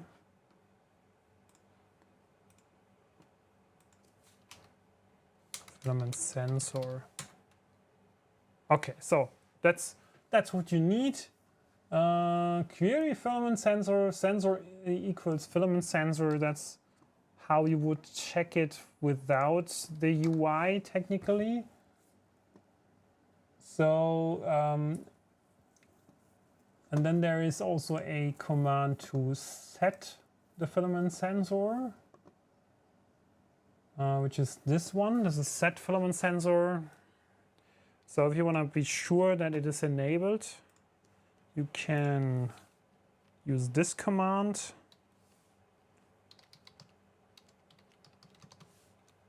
And say enable equals 1. And then you basically just enable or disable the sensor, right? The thing is, the default values are, I'm not sure whether this is saved. So probably there needs to be something in the beginning that is a script, a startup script that runs when the printer is, basically when the printer starts up, there is a startup command. And in the startup command, it needs to be enabled. That can be for, I don't know what reason, but it could theoretically be that the startup command doesn't include the enable command. So let's figure out where this is. And since this is all custom, this can be anywhere. Let me see, G code macros. There's probably a start script. Let me see. Q mode exit, M204, M106, wait, temp. Start print. That could be a possibility. First floor. I'm just looking for something that is executed at the beginning. I mean, you can theoretically just go with the start print command. Where is it? Was it?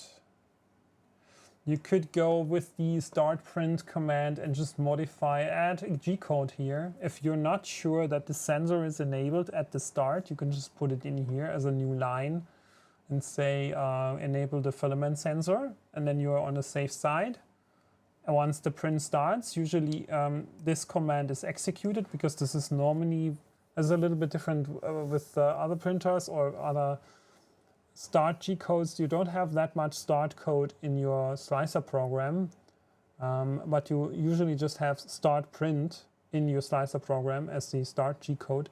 And then you can put everything that you want in here, any kind of modifications or additional stuff that you want the printer to do at the beginning, or if you're like saying I'm I don't want the heat up procedure is a little bit weird. I don't want, I want to change a little bit of the order of things to speed the process up. You can do this right here, and you don't have to be afraid. You can just copy this file and make it the backup basically just, and then start tinkering around. Still carefully, hopefully, but this is something that is definitely an option.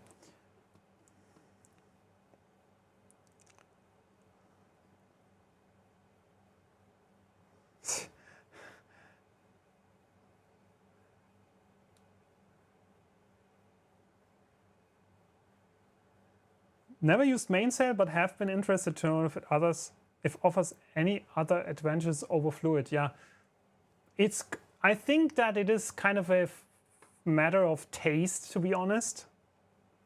Right, so I'm used to Mainsail, but I would probably also use Fluid, and I don't care so much.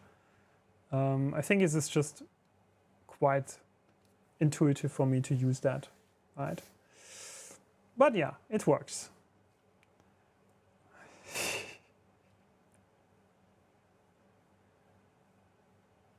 Didn't mention how far it goes. Okay, so let's go.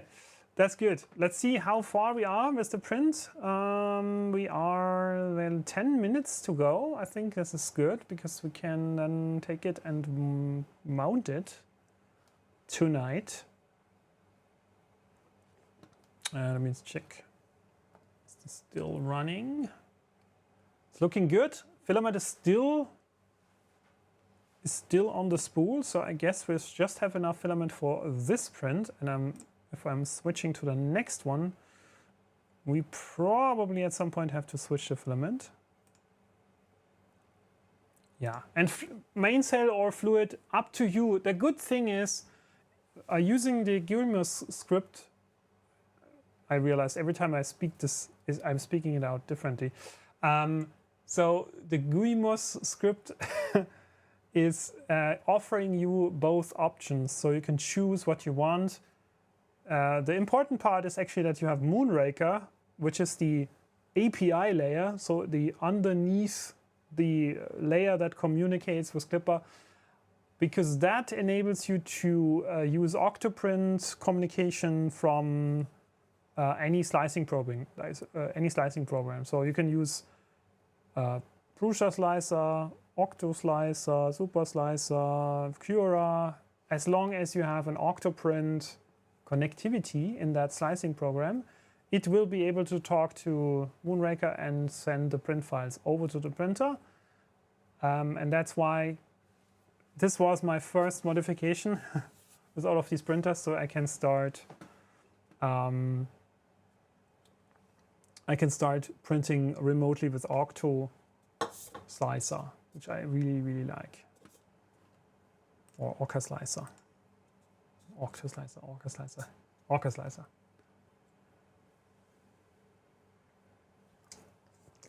Octoprint and Orca Slicer. Oh my goodness.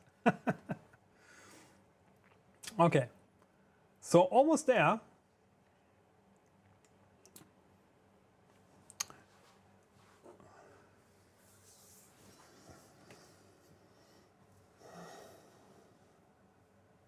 So, what are you doing currently? Just watching the stream, or are you also doing something else? Are you creating something, printing something? Let me know.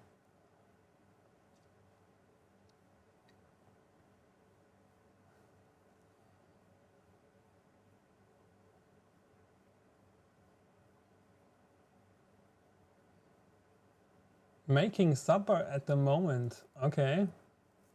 That means it's a different time zone.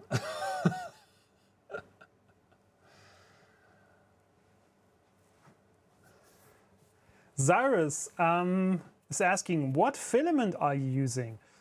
I am using the Eco PLA from 3D Jake.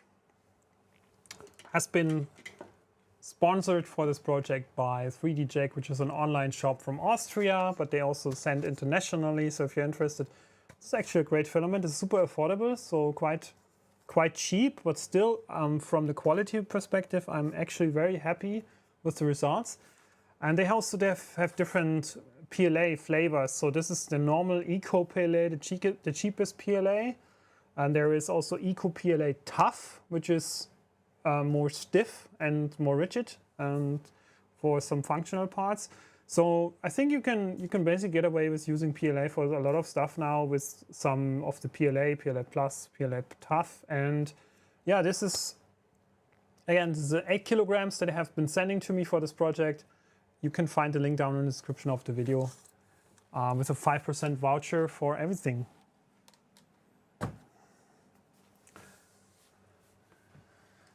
I'm new to the Orca slicer. It doesn't move at all until now, and I printed it on the Ender3v3, which was successful. Any recommendations, or what parameters should I change to print PETG? It doesn't move at all. What do you mean it doesn't move at all?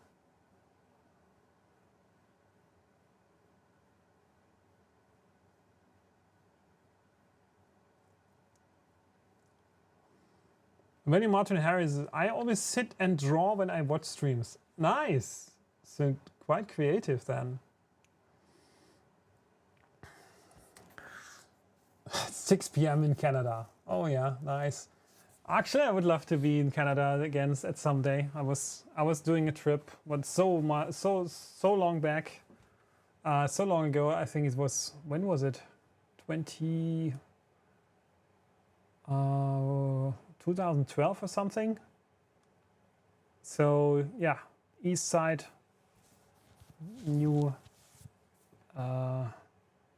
basically New London, and then going up the east coast, up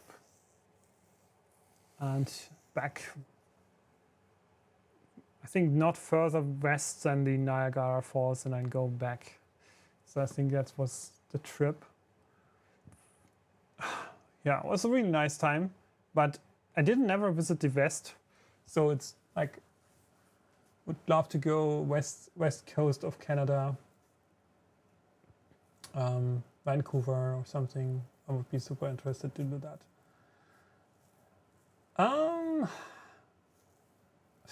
Watching this print reminds me when I first got Ender 3 and watched it print from start to finish. That's great, yeah. Hey Cyrus, welcome to the stream. We're using PLA for this print. Everything in this build here is using PLA, so it's really the material that was did make the most sense. Rigid and actually quite affordable. So we are waiting for the last 2 pieces to finish for the hinge mounts, so we can then mount our doors finally and glue them in place. I hope that I think the distances are good. Just want to place it more straight. I'm a little afraid that if it's tilted that we're not getting the best alignment. So I'm trying to make it straight here on the table, and we don't have as much space actually. So it's actually bigger than my working surface here, my cutting board. But yeah, let's see.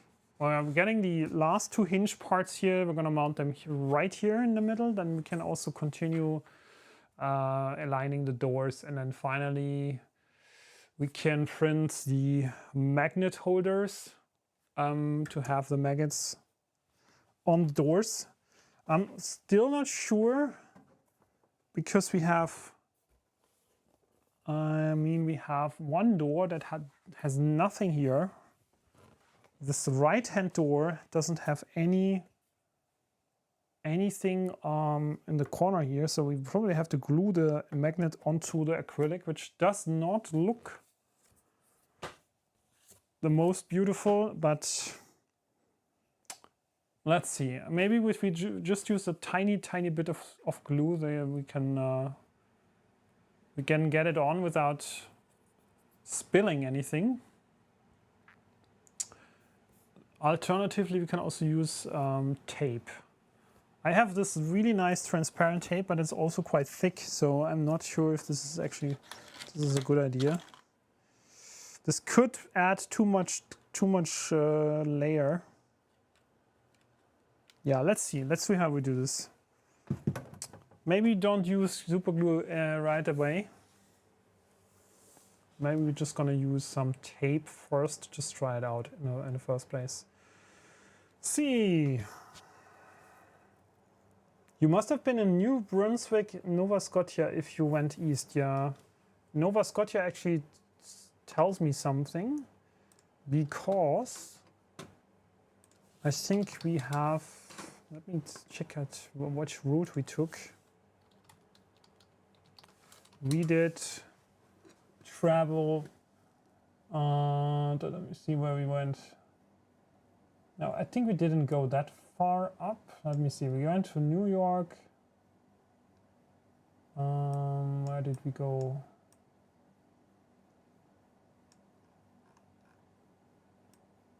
I think our trip was,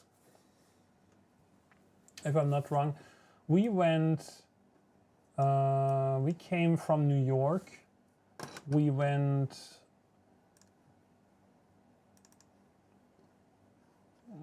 to the very end, to very end of Long Island, right? And then you used the ferry, I think it was from here, Montauk Point, yeah. So we basically went to the very east of Long Island, and then we used the ferry, and I think we went ferry boat. Where did it? I'm not sure where it went. I think New London or something. Or no, it wasn't Discount. It was here from Orient Point. From Orient Point to New London, and then to Providence and Boston, and then I guess we went up here, Freeport, Waterville. We didn't go much more to the east then.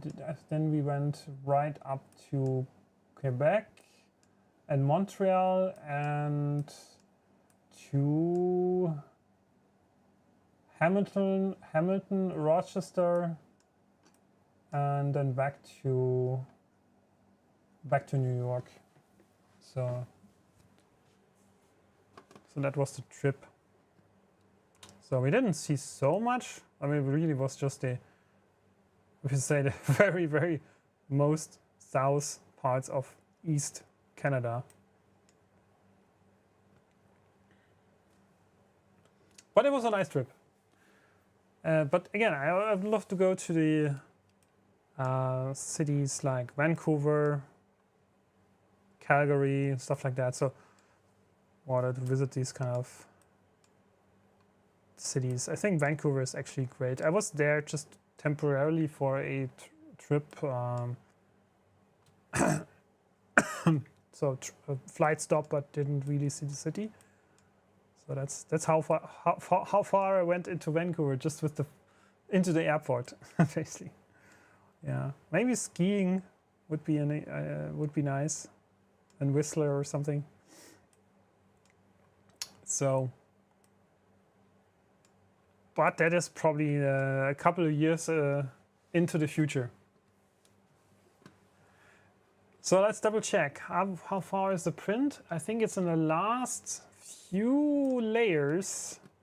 How much is left to go? I think nothing actually. Should be done right now. Awesome. Awesome. So we can take it.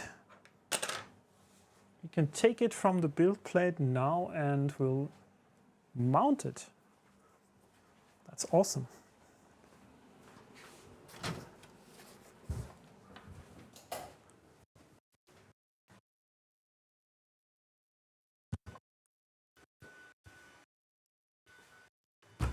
So, unknown exception.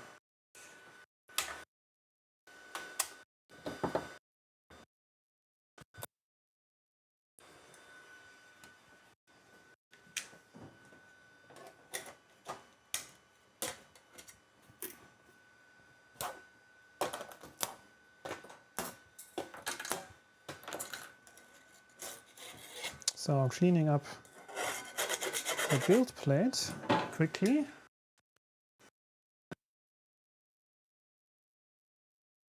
Still some.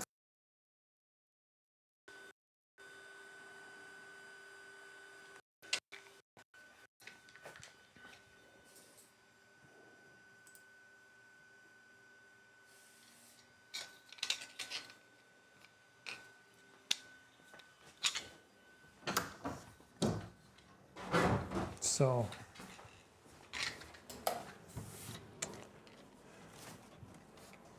my friends, we are getting there. We are getting there, so we need to glue in the nuts one more time and start the new print. So let's kick off, and I closed the doors and switched off the lights again. So let's print the magnet mounts same way. Glue in the nuts for the remaining pieces.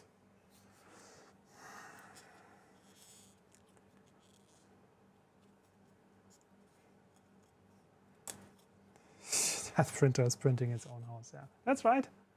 That's right.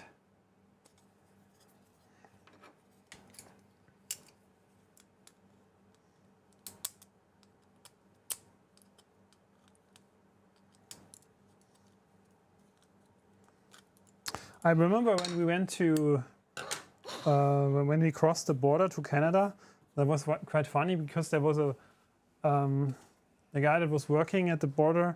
He was like looking at our passports, and then he was like, "Oh, you're from Germany?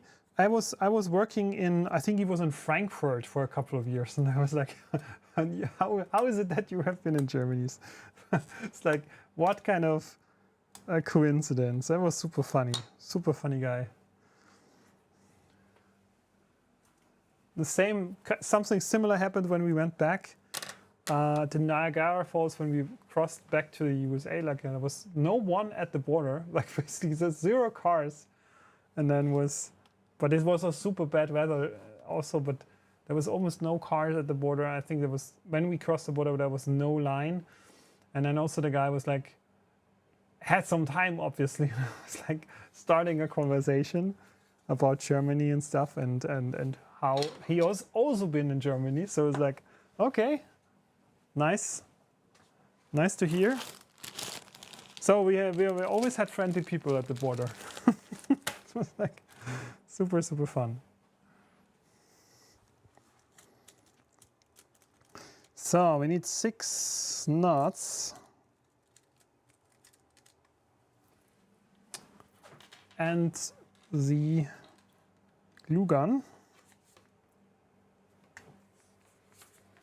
Can I find your Orca slicer profile somewhere? The question is do you mean for the Ender 3 V3KE?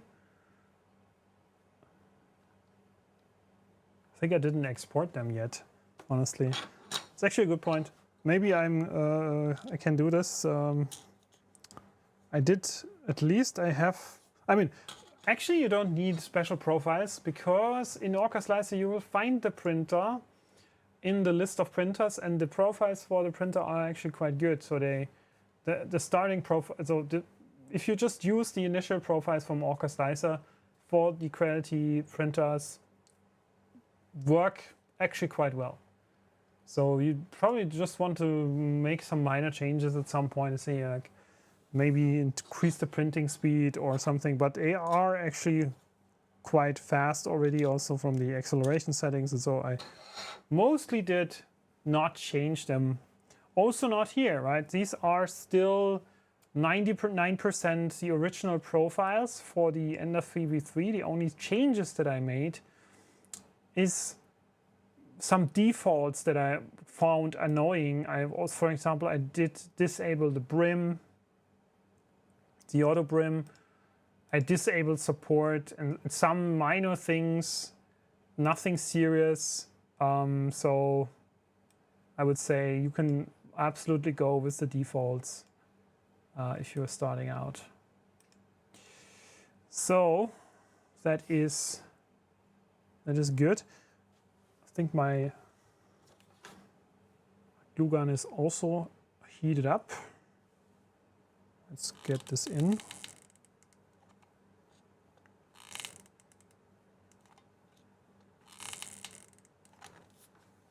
So, just want to make sure this is centered.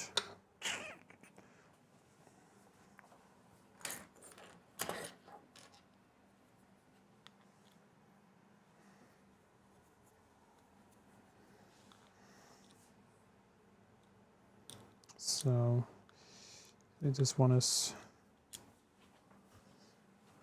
almost ready. Almost ready to mount. Let's have it cool down. Now we have a second one here.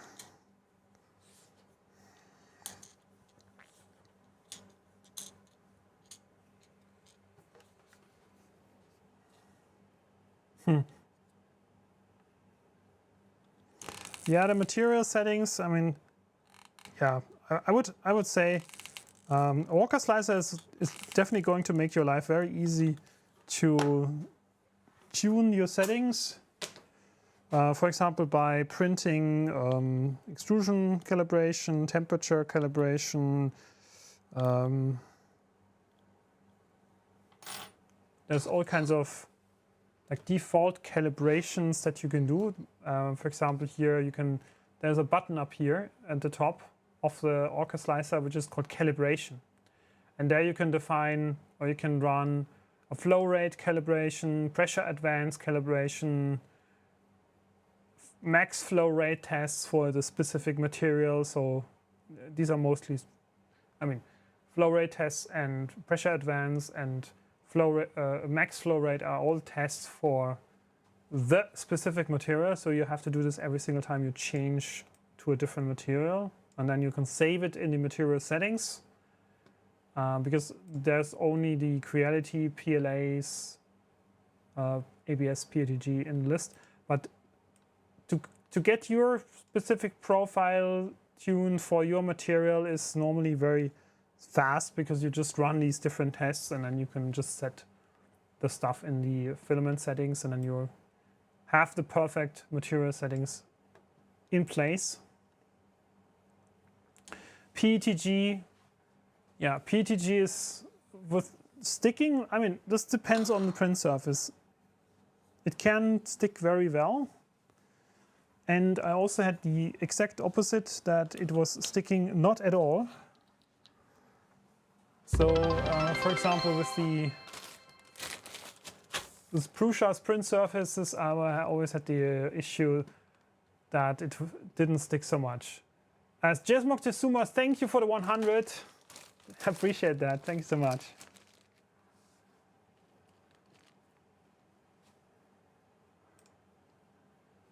Okay, I'm happy that I can help. So this is running. Is it also? I mean, I did turn off the light again, but definitely we're gonna check mid print. We're gonna check if it's going well. So what we are doing now is getting this stuff in place.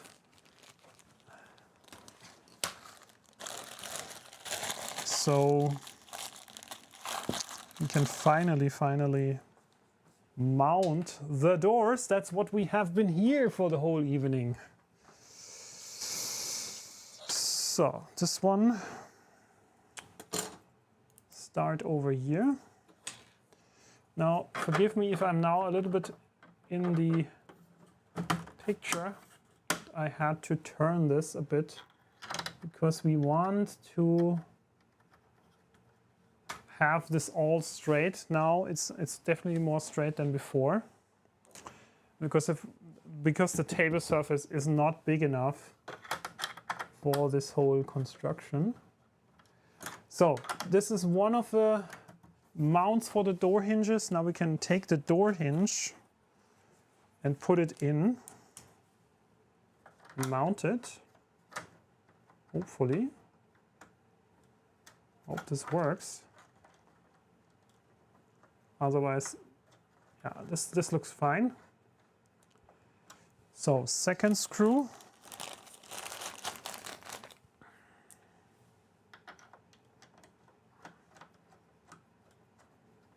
So the door hinge here is mounted. I will not completely tighten this because we probably have to adjust all 3 hinges for one side. And then we do this on the opposite side as well. So let's have this one here mounted. Okay. We fit it in. So maybe we need to adjust a bit because there's not enough space here to fit it in between. Now it seems to be working. Okay, so let's get this done.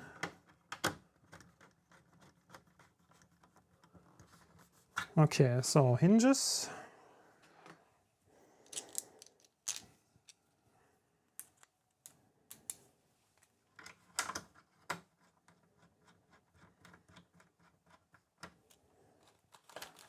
Number 1 and number 2.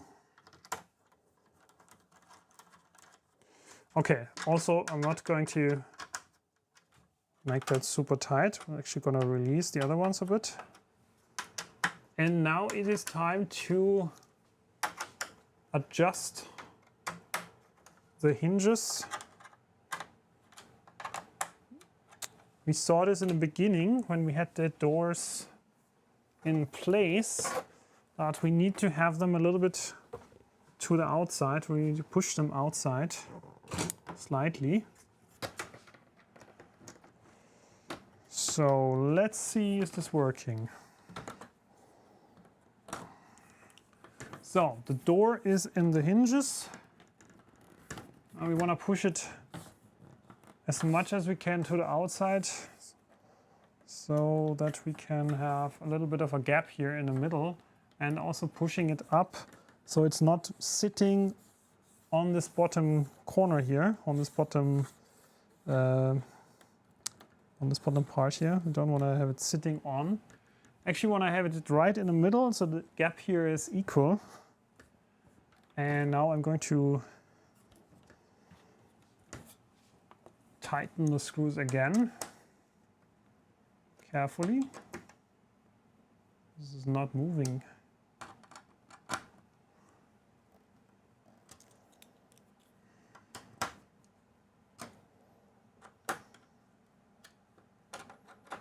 So now we make it a bit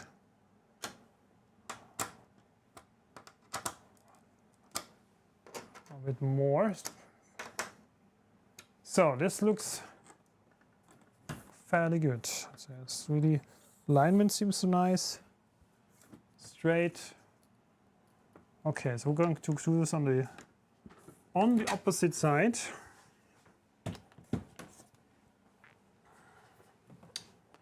As well. Fits nice into the hinges. Pushing it up. So the gap is nice. And then we're pushing it out. So it's like really, we have a little bit of a gap in the middle still left. Now the last part to do is, and that's the question, how we fix the panels. I would say that we put some super glue in the slots here, and I'm just going to hold it in place as long as it takes to dry, because it's not going to stay there on its own. So let's give it a last try with both doors. So we see that the gap is good. So keep it here. Just want to make sure that it's not falling out.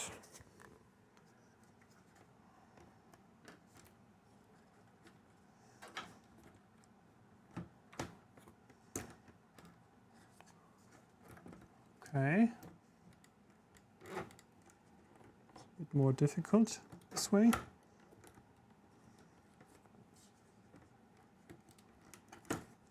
Okay, so how's it looking? There isn't much of a gap here. I mean, we can push it a bit out to the outside. We really have to push while we are gluing these doors in place. We really need to push them fairly out as much as we can into the hinges, because otherwise we will not have any gap here. So it's not going to sit. Actually, it's quite difficult. We can probably unscrew the hinges later one more time to get a little more gap here. But here is not much left in terms of a gap between the doors, because we have also these tabs here to have the doors snap onto each other. But yeah, I guess this should be working now. And I will start on one side and I'm just gonna glue it in place.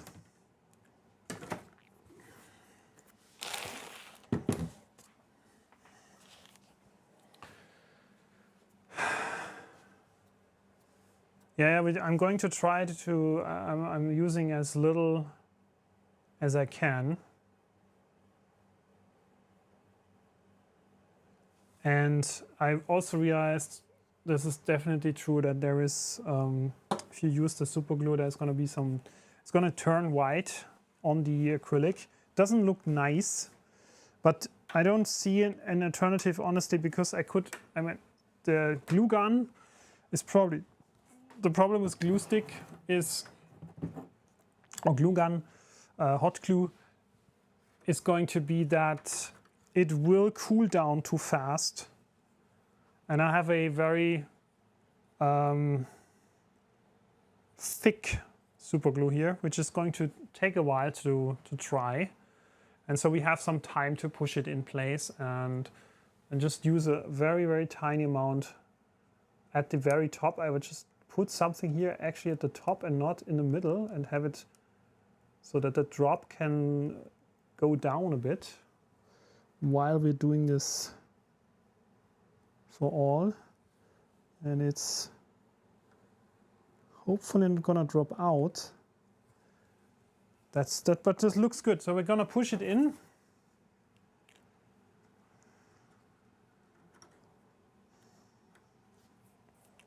Let's push this in place very carefully.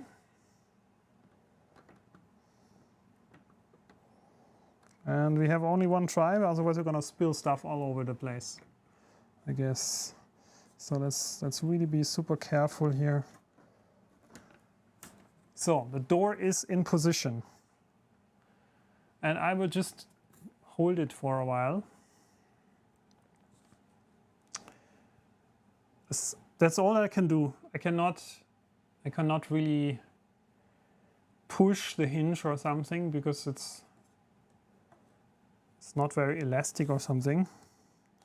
So I can just keep it in this position for maybe 1 to 2 minutes to see, to hopefully have it drying in that time. I probably want to do it a little bit longer then. So what's chat doing? I can't see it.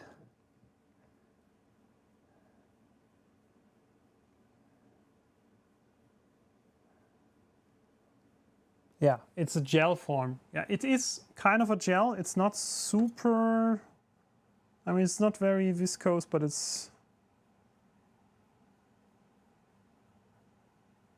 not exactly a gel. Oh, it is actually a gel. So it's a flowing so fast. So it should be fine. It's not going to come outside at the bottom, but it also takes longer to dry, and so we have to wait a couple of minutes probably. So you can watch my back in that time. The alignment is actually good. I think we have good gap at the bottom and at the top, so it's actually a good position. So I don't want to let go for now. Just want to keep it a bit longer. Last time I was gluing the tabs, I think I waited 5 minutes or something. Just to be 100% sure that nothing can come off.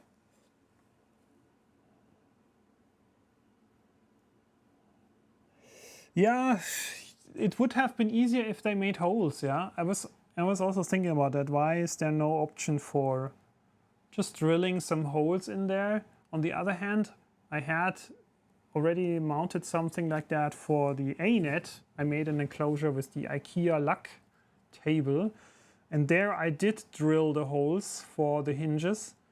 In the end, it turned out that drilling the holes wasn't super precise, so it was like slightly off, and that's why the doors didn't close perfectly and stuff. And I think there is a good reason for both things, either gluing or drilling. If you can do this very precisely, then you can probably get a good result with the drilling and having some additional screws here. But if it's not precise, then you have a huge issue, because it's not going to align, and you basically have a panel that is wasted, or worst case, you have to replace it. I don't know. So can I let go? No, I can't let go. Shit. Maybe it wasn't enough. But I cannot also not, I mean, I can move it here, but I can't see it, to be honest. If there is any glue. There's nothing coming out, at least.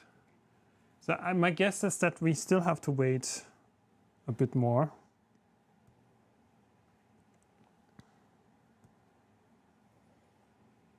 It's very slow.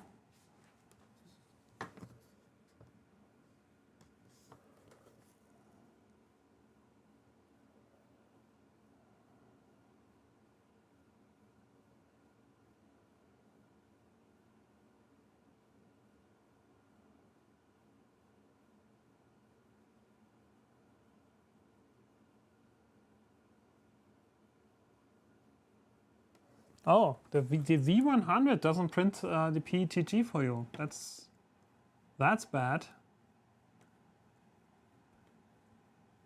Can I let go now? No. Damn! Why is it not working? So, is it really that slow? Or is it just not enough? I mean, I was just using 3 drops here and this whole thing, and it wasn't enough, obviously. So maybe, I don't know if we have to, maybe we can just put this thing on the side, just lay it on the back, so to say, so it can just stay there. So we don't have to hold it. I think we can just let it dry. I'm not sure. Or we use tape to fix it. The problem is now I can't get... There's no tape in reach. I can't see my tape here. Where's my super tape? Difficult. I think it's not here. I have some other tape there, but I don't want to let go now. The only other option is really to turn this to the back. Maybe this is an option that we should consider. So it is not pulling so much here. Let's turn it without hitting the camera, obviously. So at least this is a position where it can dry better. Nothing is pulling on the door. So what we can do is we can bring down the table.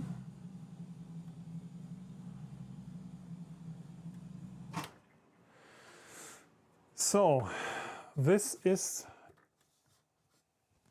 just sitting there. So let's see if we can do the same on the other side now. putting a drop in here. Or maybe 2. Now it's actually easier because it's not flowing down.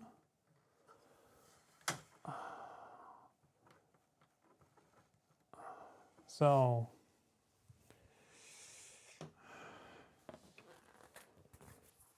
and now we can insert this, hopefully.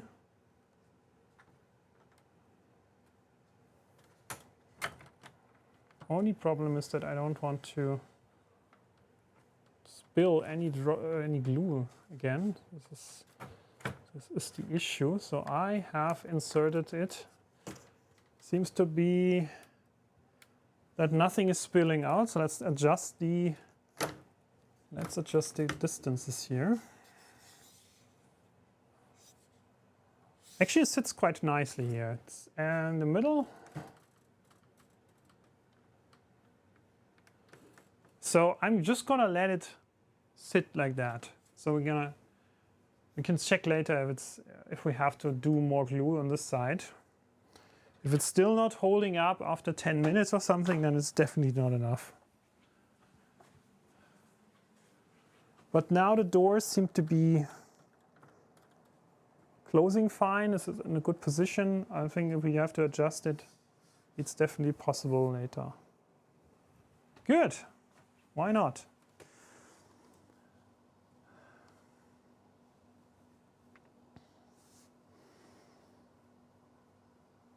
Spline 72.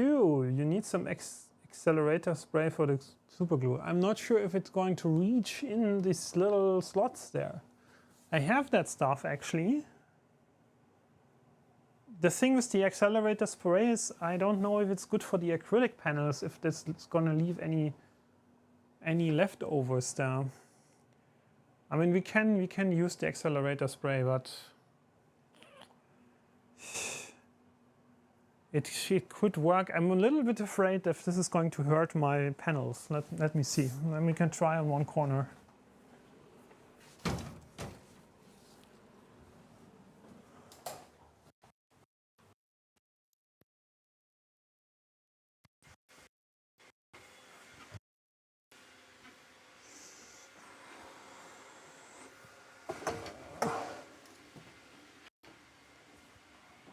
There we go.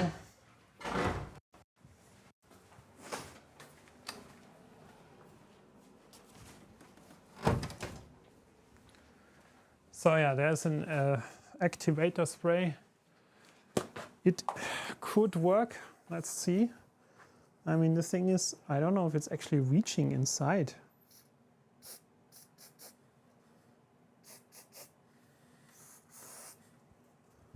Let's see if this works.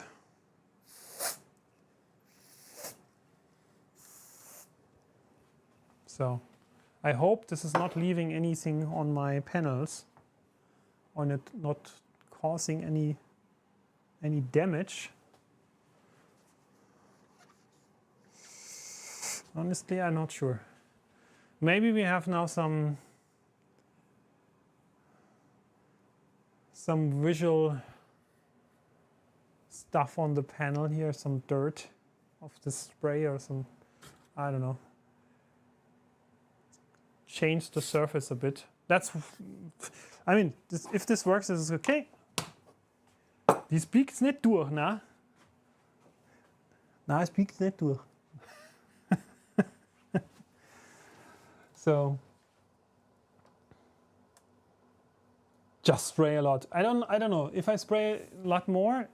I'm not sure if the acrylic panels will be affected. At least, maybe we can clean this off. But for now, there is something left on the panels, and I hope this is not aggressive.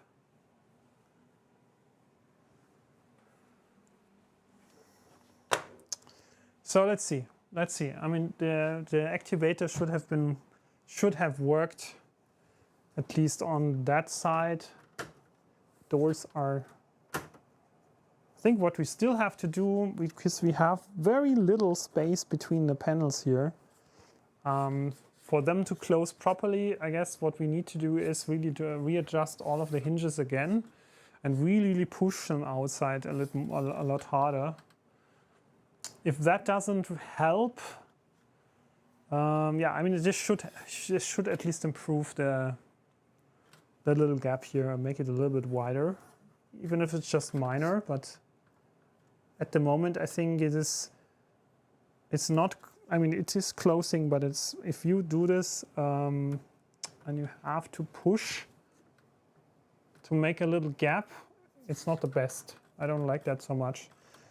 So let's see if we can improve that later.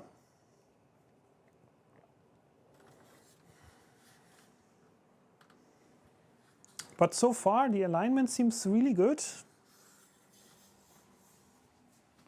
Panels are actually very precisely cut. So that's nice. So really perfectly in line, both ends.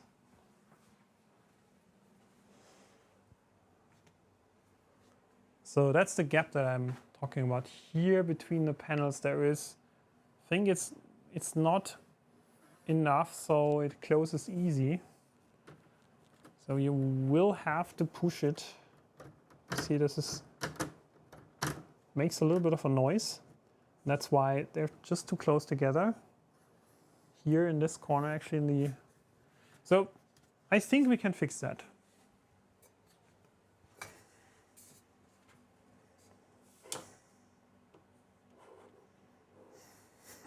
It worked on my finger and thumb well the other day. Okay. I see, I see.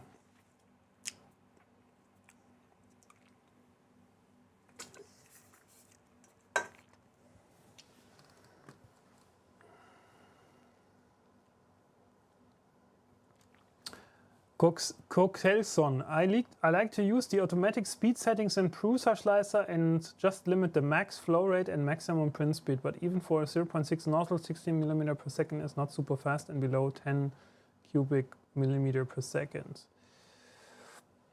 Yeah, that's also my strategy, is definitely going with the flow rate as the limiter.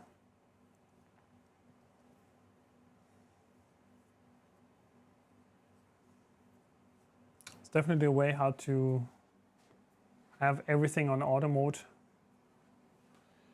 Hey, I actually forgot to turn on the lights. Why? It looks so much better.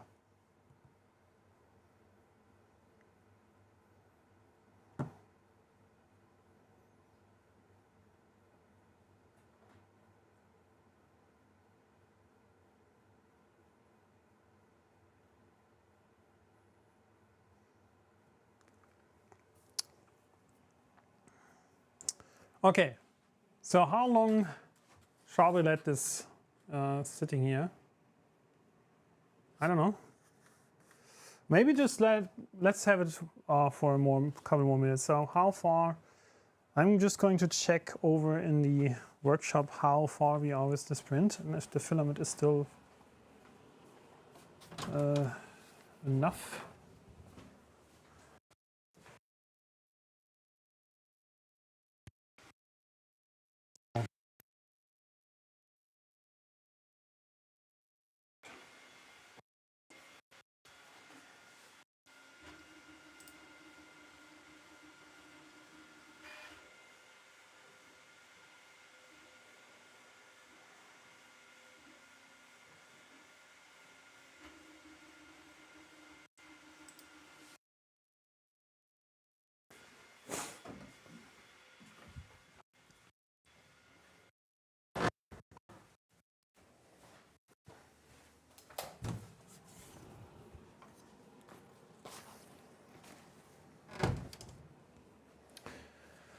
So it is getting late. I think that this is taking a bit longer. So for now, what I'd like to check now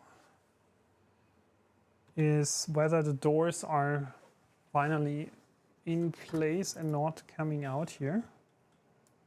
Is this glue dry now? Seems so. So this looks good. This looks good. The last thing to do here is the magnet pieces, which we will do as a final thing when they are done printing. And then we can just repeat on the back and at the top, which is very similar to the side panels, very much non-spectacular, so to say. I think the doors were actually the most complex thing to do here. So let's move on for the next week. What I'd like to do next week is actually testing this thing out. So I'm aiming for having the rest mounted in the next days. So we can definitely give it a try and see how it is actually with this enclosure to print something like ABS with an Ender 3, because that's the use case that I'm trying to evaluate here. So having a normal bed slinger printer, something that is not enclosed in here, how much does the ventilation work? So that's my goal. Looks great. So for now, I think that is what we can do in terms of assembling. Because I'm missing a couple more parts that need to be printed.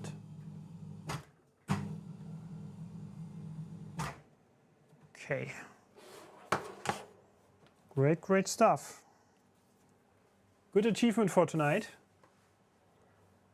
I hope you did like this little stream. And put the printer from above. Yeah. Wow. That's a plastic frame, yeah. It's fully 3D printed from PLA. Currently, the door is facing upwards because it's still drying. The glue is still drying, but this thing is completely 3D printed. We have acrylic panels mounted here on the sides. We have a door here, which is going to be then facing to the front, of course. And then the last things that need to be done here is top panel and back panel. And in the back panel, I need to cut holes. Still need to cut the holes for the ventilation and also the cable management. And then we're done. I think next week I'm going to be printing with this case. And we're going to test it out.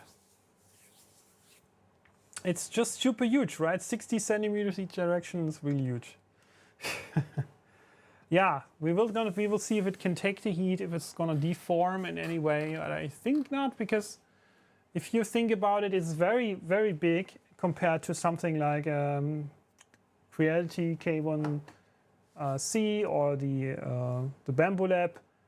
They are much smaller, and still the maximum temperature that I saw in these printers is around about 40, 45, maybe 50 degrees, but that's already pretty much. And still this material shouldn't start warping at 50 degrees. Not yet, at least. Okay. Yeah, thank you for coming to the stream. Thanks for all of the follows and the subscriptions. Highly appreciate that. You're helping me to make these videos. And also thanks again to the sponsor of this video, 3D Jake. Links to the material and a 5% voucher code is down in the video description of the YouTube video. And I will see you next week on Wednesday again for a stream. We'll see what we do. Probably I'm going to show the final result, but I'm moving this to the final spot where this is, because it doesn't fit here. It doesn't fit on my 60 centimeters depth tables. It needs a bigger table, so I'm going to move it to a bigger table so I can show it there. And then I guess next week we're also going to do something even, I would say, quite exciting. An unboxing, but I'm not going to tell you, not yet telling you what. I'm going to announce the stream soon, because I need to decide which thing we want to do first next week. Again, the giveaway is already live. And you can participate even if I'm not streaming, but you have to be watching to earn the nozzle. So Next time, next chance.